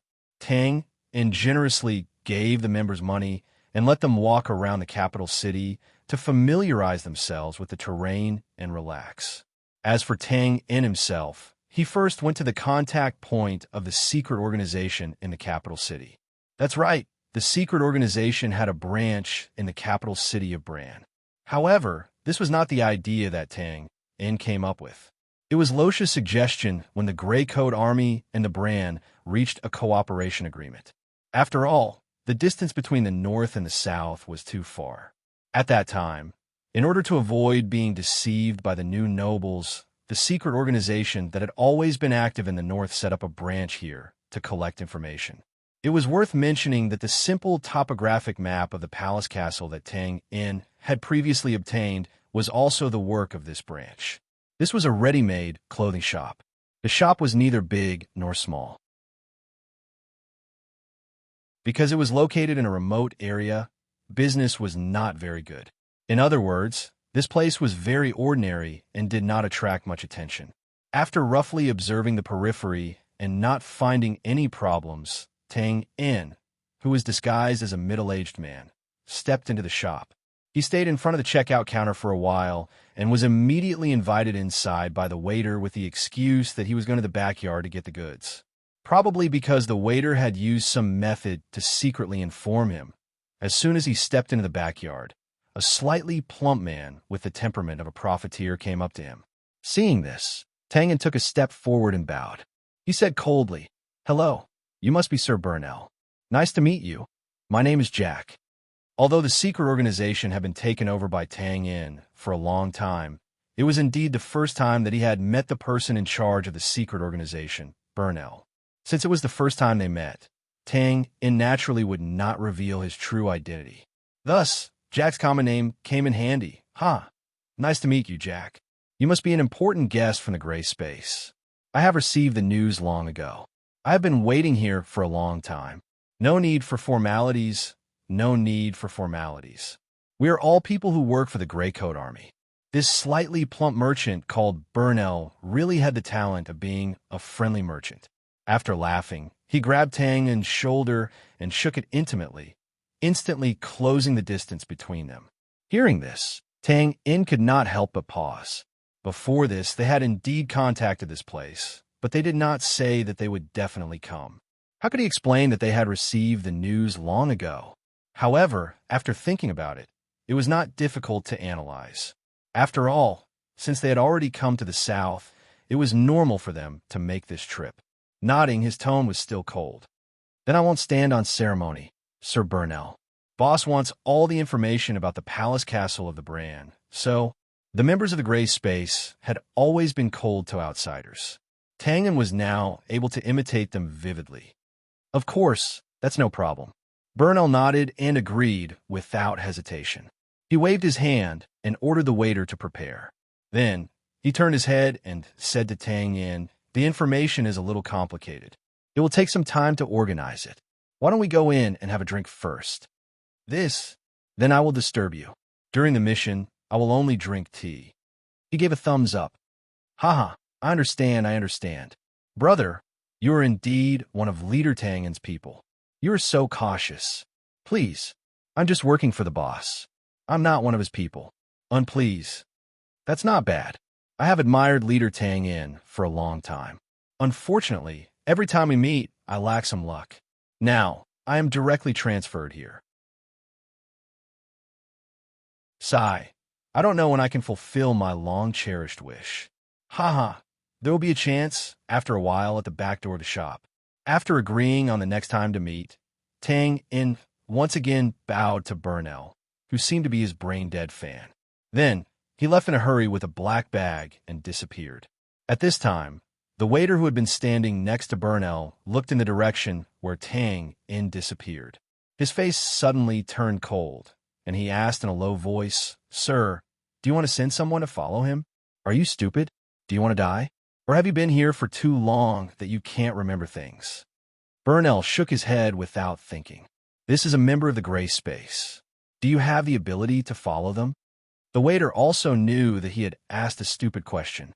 He quickly lowered his head. "Sir, you are right." Closing the wooden door, Burnell waved his hand in annoyance. "Okay, go and inform them that they are here." "Yes. Wait, come back. Go at night, just in case."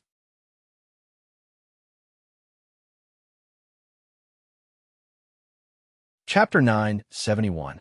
3 days later, in the evening, the sun was setting in the west, and the atmosphere was gloomy. However, this did not affect the prosperity of the capital of Bran. The colorful lights were like the stars in the sky. The exciting nightlife had just begun. Of course, the excitement depended on the location. The capital of Bran was probably the most prosperous city on the continent. It had the longest main roads and the busiest commercial streets. But even so, there were poor people everywhere, even in poor and remote places. But one had to admit that even if it was a slum, the situation in Brandu was much better than in other cities. Therefore, if one were to describe it, it could only be described as deserted. For example, this street in the corner of the Southern District. I can't believe that madman actually came to the capital. Does he really want to try and see if he can assassinate the king? Huh, that's not necessary. Elder brother, you're overthinking. The current situation is like this. From our perspective, the king is naturally more important. However, from that guy's perspective, 10 old kings may not even be comparable to a single strand of hair on his beautiful wife. So, don't worry, you're right. But Philip, aren't you his friend? How come you don't seem nervous at all? Nervous? Why? Haha, it seems like you have a lot of confidence in him. You're sure that he won't come tonight? I didn't say that. That guy's actions are unpredictable. Elder brother, don't try to trick me. I've already said what I should and shouldn't say. I really don't know anything else. If you don't believe me, just kidnap me and torture me. Hey, look, grandfather and that guy are good friends. He even affectionately calls him Little Tang. Look, he's still very calm now. Impudent. Even the best tea can't stop you from talking. Drink tea, drink tea. It was a very small and historical tavern. It seemed like the whole place was booked. Other than the wooden table on the second floor near the window, the entire tavern was quiet. Although it was called a tavern, the tea in front of them was floating in spirals of green smoke. Of course, it wasn't that the tavern didn't serve them well. In fact, even if the tavern owner who was praying to the heavens downstairs had 10 times the courage of a bear, he wouldn't dare to neglect these people. In other words, even if these people were drinking tea, even if they suddenly wanted to drink the imperial wine, the owner of the tavern would still dare to knock on the door of the palace castle in the middle of the night and then confidently ask for something. The reason was none other than the skinny old man sitting at the eastern end of the wooden table. He was the guardian of Bran, the continent's #1 expert, sword god Wu Ding. This was a supreme honor. The owner of the tavern was thinking that as soon as the sword god left, he would seal up the table by the window and properly serve it home. Or he could set up a fence on the spot for visitors to admire. Of course, it would be even better if the god of swords could leave behind some calligraphy treasures. Then, this ancestral tavern would become extremely popular. Well, let's ignore the shopkeeper downstairs who is lost in his endless reverie. Let's turn our attention to the upper floor. Beside the wooden table, there were a total of 4 people: Wu Ding, Haida, Winslin, and Philip, who was never serious no matter where he went. Other than that time, when he quietly went to the north, sword god Wu Ding had not left the mountain for many years, let alone stepped into the capital of Bran. Now that he suddenly appeared here, it was naturally not because he was addicted to alcohol. In fact, if that was the case, the Bran Palace would definitely collect the best wine in the world in an extremely short period of time, and then line up to send it to Wu Ding's little residence. Wu Ding came here for only one reason, and only one person. After 3 cups of tea, I say, Senior, is your information reliable? Philip withdrew his gaze from the graceful figure of the young woman, who turned the corner and looked around. It seemed that he didn't find a suitable target, and suddenly he couldn't sit still. Don't say that I'm destroying your confidence. That guy is very slippery, and there's no way to wait for him to come. Why don't we just leave? I still have an important date. Oh, is there a lady in the capital who doesn't know that you're the capital's flower? Cough, cough, cough, cough. Philip suddenly coughed violently and secretly glanced at Wu Ding, who was as calm as water. He sat up straight and waved his hand. Senior, don't talk nonsense. I have something important to deal with. However, it's not that I can't postpone it. Well, I'd better stay here with everyone. Haida heard this and chuckled twice, but didn't continue to pursue the matter. He pointed to somewhere outside the window and said, I can't say whether it's reliable or not. Do you see that clothing store?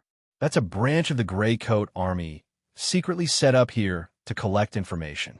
A few days ago, Tang sent someone here to ask for information about the palace castle. Of course, that's what we sent over earlier. There's no problem with the information, but some key points are omitted. If Tang had finished reading the information, he should come over personally to ask in detail. Well, the appointed time is about now. Philip was surprised when he heard this. Tisk, no wonder the old people always say that people who look honest often have a belly full of evil tricks. Senior, you're not honest. Shaking his finger, Philip seemed extremely frivolous. However, after being calmly glanced at by Wu Ding, he immediately entered a state of looking down. There's no problem with the people in that organization. At this moment, Winslin, who was drinking tea with his head lowered, suddenly asked. This was also the first sentence he spoke tonight. After the Battle of Songhai City, Winslin had been seriously injured. However, this was only an external injury. Under the treatment of the palace's high priest, he had basically recovered in a week. Winslin's true injury should still be in his heart. After his injuries healed slightly, he went into seclusion on the mountain. He was silent all day, gloomy and depressed. No one knew what he was thinking, but it was indeed hard to see the arrogant and domineering air of the past. This time, if Wu Ding hadn't personally gone down the mountain, he wouldn't have followed. Now that he heard him ask, Haida subconsciously exchanged glances with Wu Ding and nodded lightly. It didn't matter whether Winslin had really learned his lesson or not. From now on, when he heard the name Tang, which made him feel extremely humiliated, he didn't immediately shout out to kill. Instead, he calmly thought about it and asked the main point. This was a gratifying improvement. There shouldn't be a problem, Haida explained. In fact, it wasn't us who found them, but about 10 days ago, they took the initiative to contact us. Well, the person in charge of the organization called Burnell. After a pause, he shook his head and smiled. Most of the people in the Gray Coat Army are born poor and have a difficult life. To put it bluntly, poverty is their biggest reliance to dare to take up arms and resist. Because of poverty, they don't care about losing, and they have no fear. And because of poverty, they are eager to change the status quo, even if they have to pay with their lives. But when they who are poor see how prosperous the world is and stay in this prosperous world for a period of time, after knowing how to enjoy life, their biggest reliance is no longer firm. Speak human language. Biting the teacup, Philip interrupted in a muffled voice. Haida smiled indifferently and raised his finger. If he succeeds, he will have a new identity and a huge amount of wealth that will allow him to enjoy a rich life for several generations. Putting down the teacup, Philip curled his lips. Idiot, Why don't you ask for another title? That guy isn't that cheap. Haha. On the contrary, he is much smarter. Noble status can bring glory to the family name, but it is too eye-catching and easy to be targeted. In this case, before the next few generations can enjoy the shade, this generation will basically come to an end. Philip laughed sarcastically and opened his mouth to say something. Wu Ding turned to look at Haida and asked, "How is the situation on the front line these days?" The topic changed abruptly. Haida shook his head, but answered naturally, "Not very good." A few days ago, the royal court received news that the three major legions on the front line have repelled several waves of barbarian attacks. But this can only fool those old and muddle-headed counselors. They don't know that the place where the barbarians were repelled is the second defense line of the empire. I remember that last year, the barbarians took about a month and a half to reach there. But this time, they didn't even use it for half a month. Why? Wu Ding frowned. Some of the reasons are because the defense line was broken last year and hasn't been fully repaired, so the defense is greatly reduced. But this isn't the main reason. Thinking of something, Haida frowned and was a little confused. In the morning, I went to the military headquarters and happened to see them summarizing the recent battles. The final conclusion is that the overall strategy of the Northern Wilderness tribes this time is very unfamiliar, very strange. Pause for a while. Without waiting for Wu Ding to ask, he continued, "In the past, the one who commanded the barbarian army to fight against the Bran was the old commander of the tribe, Onros, but he died in the hands of Z last year. So, we don't know much about the new commander of the barbarians. We also don't know his personality, tactics, etc. He is completely unfamiliar." Ridiculous. Don't tell me that if you don't know the commander, you don't know how to fight? Hearing this, Wu Ding's face flashed with anger. Of course it's not just that. Haida smiled bitterly. Actually, the tactics used by the barbarians this time are very similar to what Onros used in the past. This should be done on purpose. After all, if the change is too big, the barbarian army will have problems adapting to it. But other than that, there are some different changes. How should I put it? The barbarian army, now, is more like a regular army. Philip interrupted and asked, "What do you mean by that? If the army isn't like an army, what else can it be like?" Haida shook his head. "Let me finish. We all know that the terror of the barbarian army lies in their individual combat ability. One of them can fight against 3 or even 5. As for the implementation of tactics and military formations, it was close to 0. To put it bluntly, they know how to fight, but they don't know how to fight intelligently. Even if the higher-ups see a good opportunity and issue orders, when it falls on the barbarian army, there will often be problems. If there are other changes in the situation, they won't know how to deal with it and will delay the opportunity. This is one of the reasons why we can fight evenly with the barbarians all these years. But it's different now. The barbarian army that is wreaking havoc on the front lines, although they still rely on their strong physique to fight, they have some new tactics. Take the grand border city that was recently breached as an example. Although Z is no longer here, and there are many internal conflicts, the Zichan Legion's combat ability is still the best among all the other legions. However, such a strong army was easily breached by the barbarian army that had the same number of soldiers as them. They were pushed to the city walls without knowing what was going on, and even lost the city in one night. It was only until later, when the military headquarters compiled all the wartime information and reconstructed the battle, that they found out that this was an extremely standard assault. Take note that this standard refers to the tactical standards of our army. But now, it appears in the barbarian army, and it's even more detailed. As if he had discovered something extremely terrifying, Haita's voice was a bit dry and a bit tight, causing his voice to be strangely sharp. He took a deep breath and said, "I asked the people in the military, and they gave me a conjecture. In order to make the barbarian army fight according to such a standard, they had to consider all kinds of tiny details. After that, they had to make predictions, deductions, and decisions, and finally, They had to issue hundreds and thousands of orders so that every organized barbarian army would have military orders to follow and rules to follow. But this is something that is almost impossible. Haita shook his head, then shook his head again as if he was trying to convince himself. Then he spread out his hands and said, "However, there is one thing that can be confirmed. That is, the Northern Wilderness tribes once again have an amazing commander." After he finished speaking, it seemed that Haita's nervousness had infected the room. After a while, Wu Ding's expression became gloomy and said, "The Northern Wilderness has an amazing commander, but the brand has lost a military god forever. This battle, it's hard to say." Seeing that his grandfather was not in a good mood, Philip quickly comforted him and said, "This is only eldest senior's conjecture, and it's not accurate. Grandfather, don't think too much about it. Moreover, the battlefield changes rapidly, and there are many outstanding commanders who have died before they won. It's hard to say." "Yes, master, what Philip said makes sense." Knowing that his sword god master's health was not good recently, Haita was a bit regretful after he finished speaking. He added, "And even if the barbarian commander is really so powerful, he is only one person. The brand has many outstanding commanders, so how can we not suppress him?" Wu Ding slightly shook his head and murmured, "One person.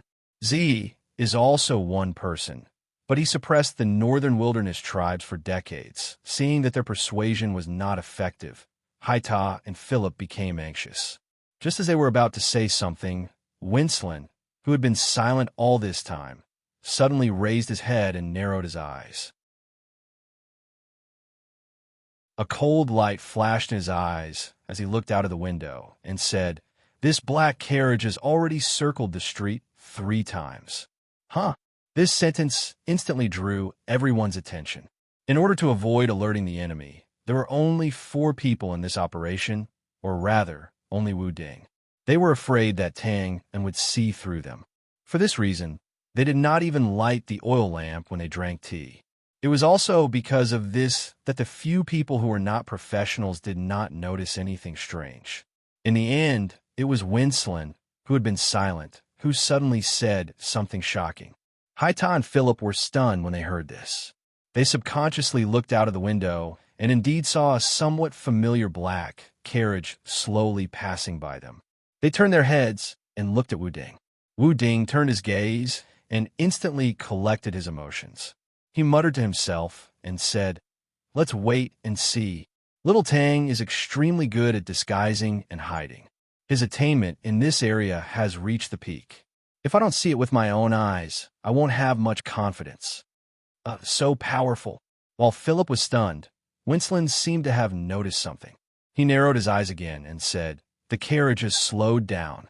The black carriage was indeed gradually slowing down, as if it was about to stop by the side of the road.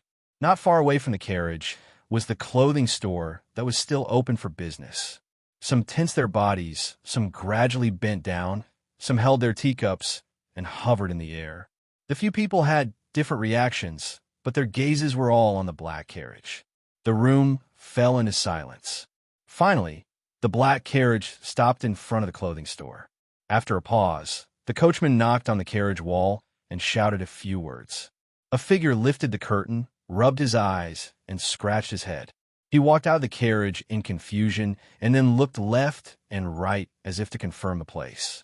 There were not many people on the street, but the signboards of various shops on both sides of the road were bright. Although it was not so bright that it was as bright as day, it was not a problem to see a person's face. A common face without any distinguishing features. F*CK. Philip exclaimed in shock. His face was full of disbelief. Of course, he recognized this face. If it was not Tang Yin, who could it be? This did not make sense. It's really here? Not to mention Philip. Even Haita had a look of disbelief. It could be said that although this plan was planned by him, it was indeed simple enough. Based on his past impression of Tang Yin, he really did not have the confidence to make this trap master fall into this simple trap. His idea was nothing more than a try, and there was no loss even if he failed. But now it actually succeeded. Could it be that this was the so-called truth, that the greatest truths were the simplest? Haita's thoughts were in chaos, and Philip's shocked mind was blank.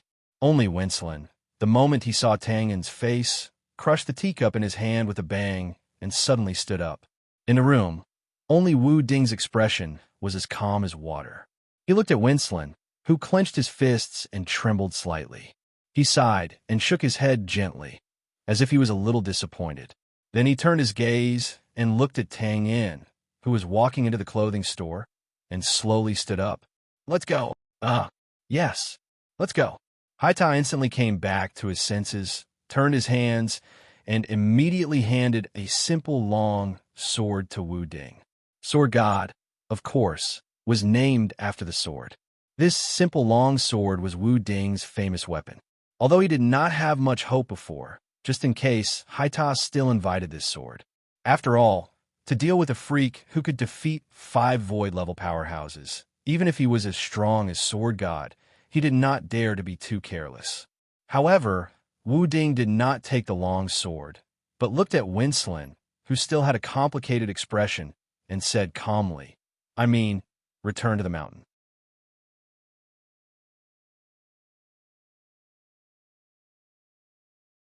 Chapter 972. Clothing Store. SSS Leader, why are you, here? Looking at Tang Yin, who was rubbing his eyes and looking sleepy as he walked into the shop, the waiter who was guarding the door was shocked. He also rubbed his eyes and walked over with a look of surprise and joy on his face. He was in disbelief. This waiter was the one who received Tang Yin last time. He was also one of Burnell's people and knew everything. He knew that Tang Yin might come today and fall into a trap. But even so, he never thought that Tang Yin would come so openly without even wearing a hat. Warrant. What warrant? Do you need a warrant to send a letter? Being stopped in front of the waiter with a strange expression, Tang Yin seemed to be a little confused. He turned his head and looked at the inner room of the store, looking for something. By the way, Mr. Burnell is here, right? I'm here to deliver a letter. Pretend. Keep pretending. The corners of the waiter's mouth twitched. Of course, he didn't believe Tang Yin's words. But now is not the time to talk about this. He came closer and whispered alertly, "Leader, Mr. Burnell is waiting in the backyard. Please come with me." Chief. Tang Yin finally heard the name clearly, but he looked even more confused. Did you make a mistake? I'm just a messenger, not a leader. Hee, it's too late for you to be stubborn now.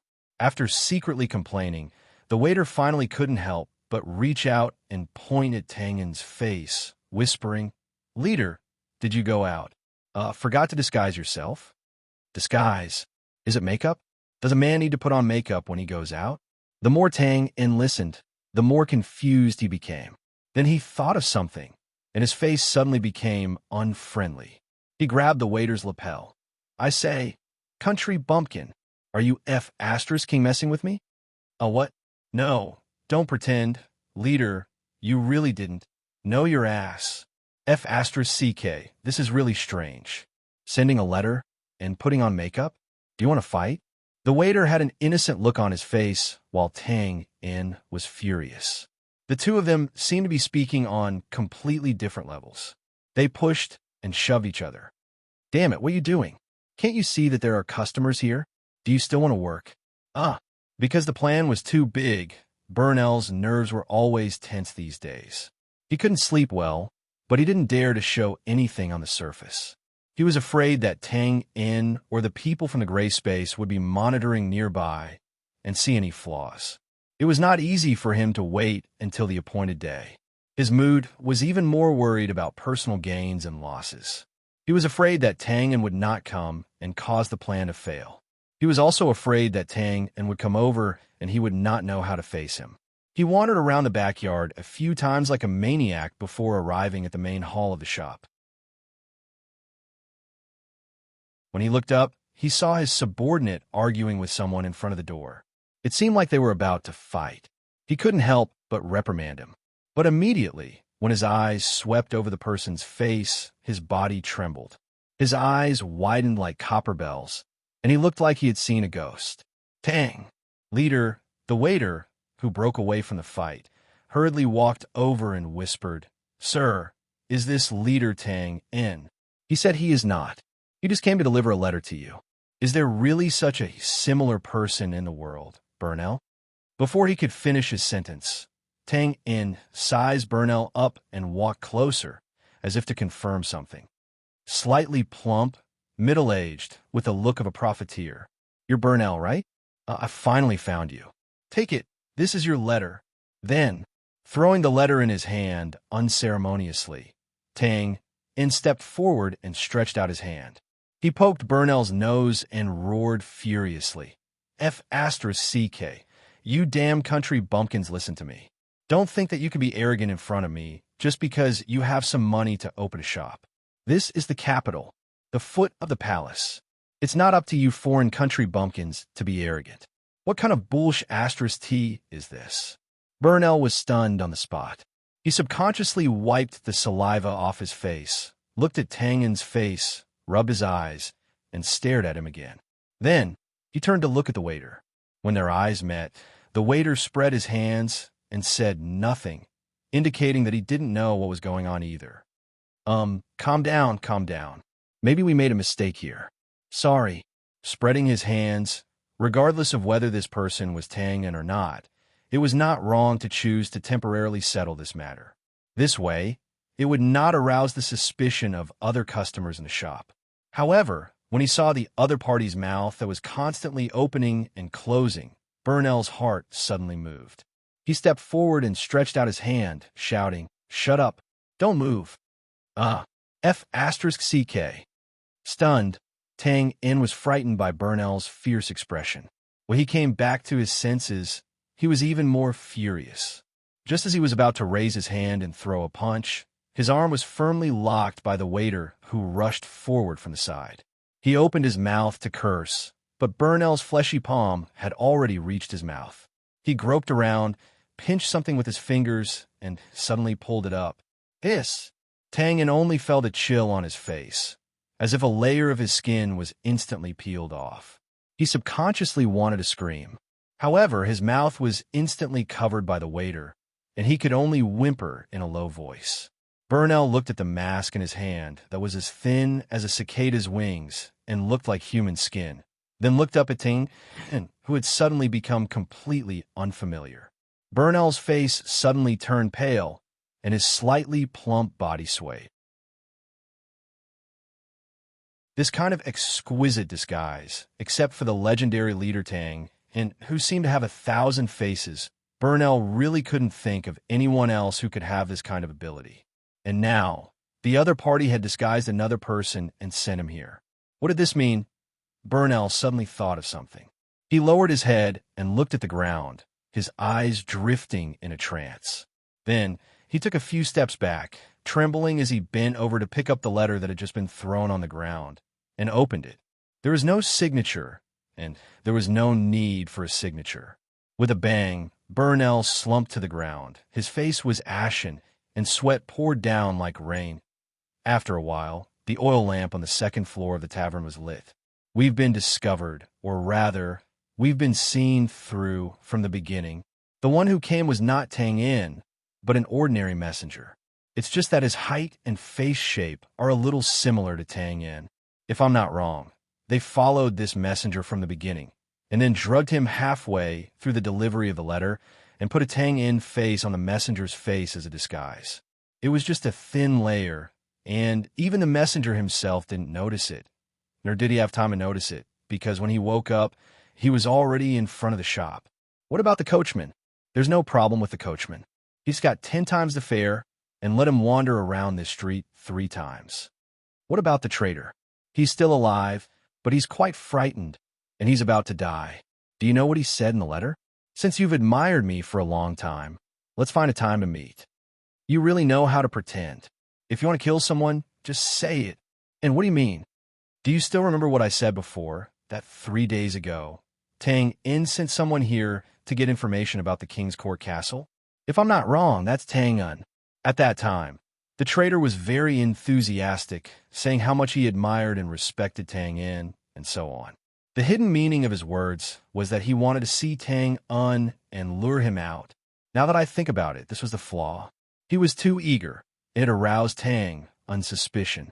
What an idiot. He was so obvious. How could Tang not notice it? Actually, this was what we discussed together. Although the information was missing key points, Tang and didn't have to come here personally. He could have just sent a subordinate to ask. And with the trader's admiration and respect, the subordinate could have gone back and told Tang in as a joke, and it would have made it more likely for him to come personally. But who would have thought that the first subordinate to come would be Tang in himself?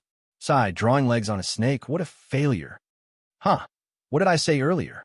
The guy is very slippery. Senior, you can't succeed, but I don't believe it. Ha! Wu Ding had already left with Wenslin. Without any scruples, Philip looked at Haita's bitter and regretful smile and laughed even more heartlessly. Haita wasn't annoyed and shook his head helplessly. Forget it, I thought too much. I was just trying, and now that I failed, and it's only natural. Generous. Philip gave him a thumbs up and smiled. How about I give you an opinion? That traitor isn't dead, right? With that guy's stingy character, it's impossible for him to let him go. You don't know. Haida looked at Philip strangely. Master and the others have already gone. Aren't they going back to the mountain? It's just a pretense. Just like we'll wait here for Tang to come. Tang should also be around to confirm whether Burnell really betrayed us, but we can't find him. Now that Master left with Wenslin from the main gate, he must have seen it. Therefore, if he kills the traitor later, Master will only be able to catch him off guard.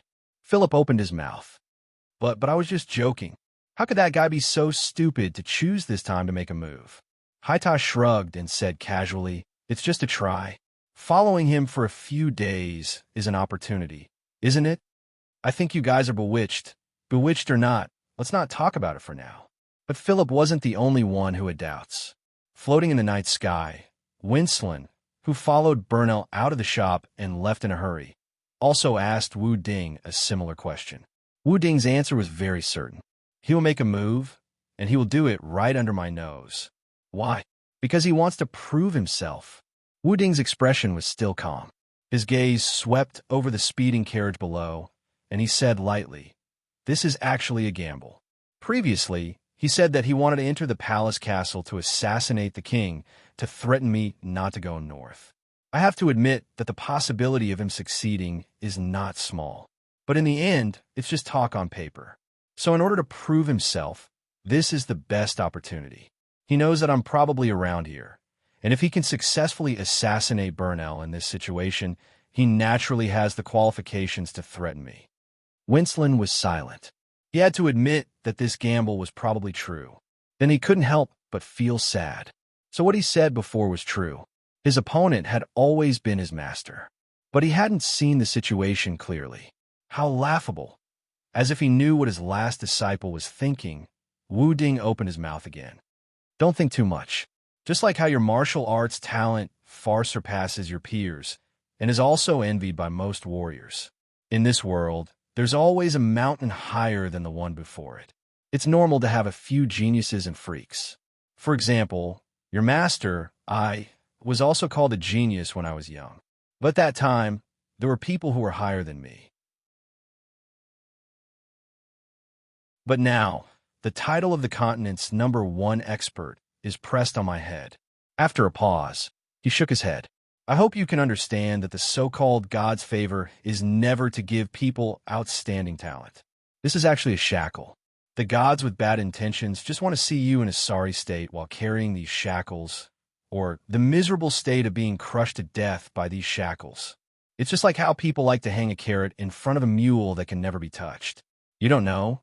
This is very interesting.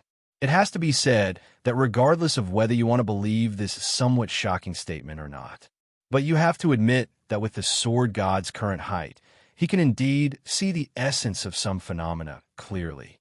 Putting aside the serious contempt for gods in these words, the seemingly interesting example was bloody enough to make people think deeply. After a moment of silence, when Seelin bowed respectfully, yes, disciple will keep it in mind. Wu Ding casually hummed in acknowledgement. He glanced at Wenslin and smiled. Are you still a little unsatisfied? A little. After hesitating for a moment, when Seelan finally nodded and admitted. He knew that he couldn't hide it. Haha, you're much better than me. Wu Ding sighed softly. You're just a little unwilling, but I'm already starting to be afraid.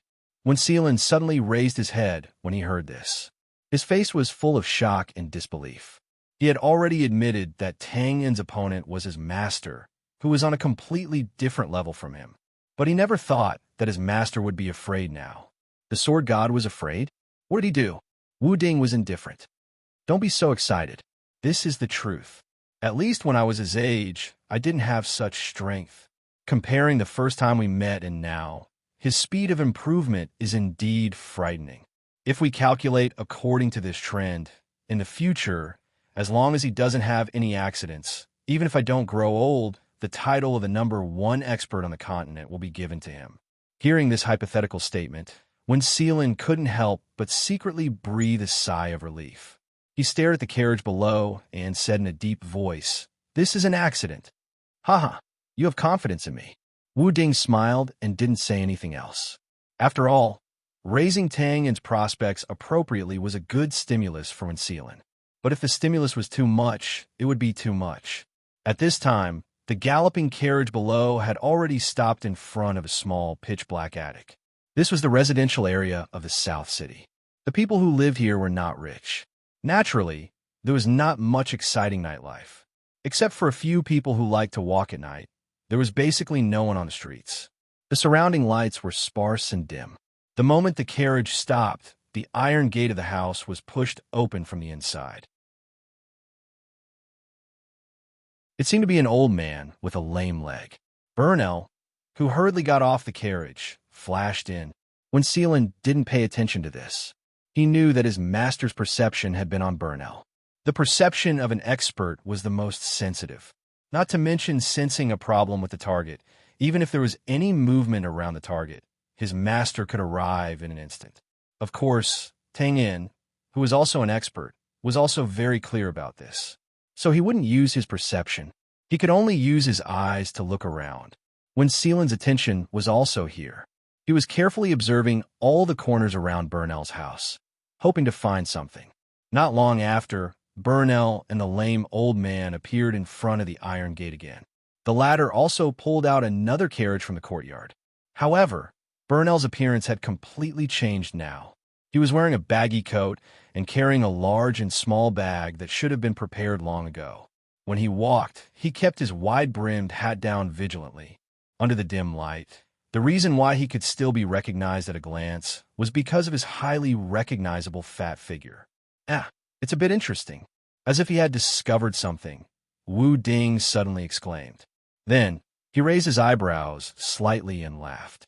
Hee, it seems that we're not the only ones who are prepared for failure. When Seelan subconsciously looked down when he heard that, Burnell had already stepped on the newly pulled carriage. He sat in the carriage with the reins passing through the curtain. It seemed that he was going to drive away alone. Then, he said something to the lame old man standing on the side and threw a few coins. The latter nodded and bent down to pick up the coins scattered on the ground. He looked a little sad. At this time, the carriage had already started to speed away when Seelan frowned and couldn't see any problem. He couldn't help but turn to look at Wu Ding. He waved his hand and pointed down. Wu Ding said softly, "Keep watching." After Burnell drove the carriage around the corner and quickly disappeared from his field of vision, Wu Ding was still hovering in the air in the same place. When Seelan's heart skipped a beat when he saw this, his eyes focused on the lame old man again. At this time, the latter came to the iron gate and was struggling to close it and lock it. Then he looked at the attic inside, shook his head, and sighed. He slowly walked to the carriage that Burnell drove. Looking at this scene and thinking about the coins that Burnell casually threw out before leaving, the lame old gatekeeper had undoubtedly just lost his job. Of course, this was not important. The important thing was that when Seelan still didn't find any flaws. This was also obvious at a glance. Burnell's fat body couldn't be stuffed into the lame old man's thin body. When Seelan felt that he had misunderstood his master's meaning, he glanced at the dark two-story attic again. Could it be that the Burnell who drove away before was just a substitute, and the purpose was to lure away any possible surveillance around, while the real Burnell was still hiding inside. This was very likely. After all, when Seelan didn't release his perception, he felt that the person just now was Burnell, and it was only a simple judgment based on the figure. However, at this time, Wu Ding moved. He followed the lame old man who was slowly driving away and waved his hand. Follow. When Seelan was stunned and asked in surprise, "This is Burnell. You're tuning into the Warrior Lore YouTube channel. Don't forget to subscribe and join us on this journey to catch the most captivating stories."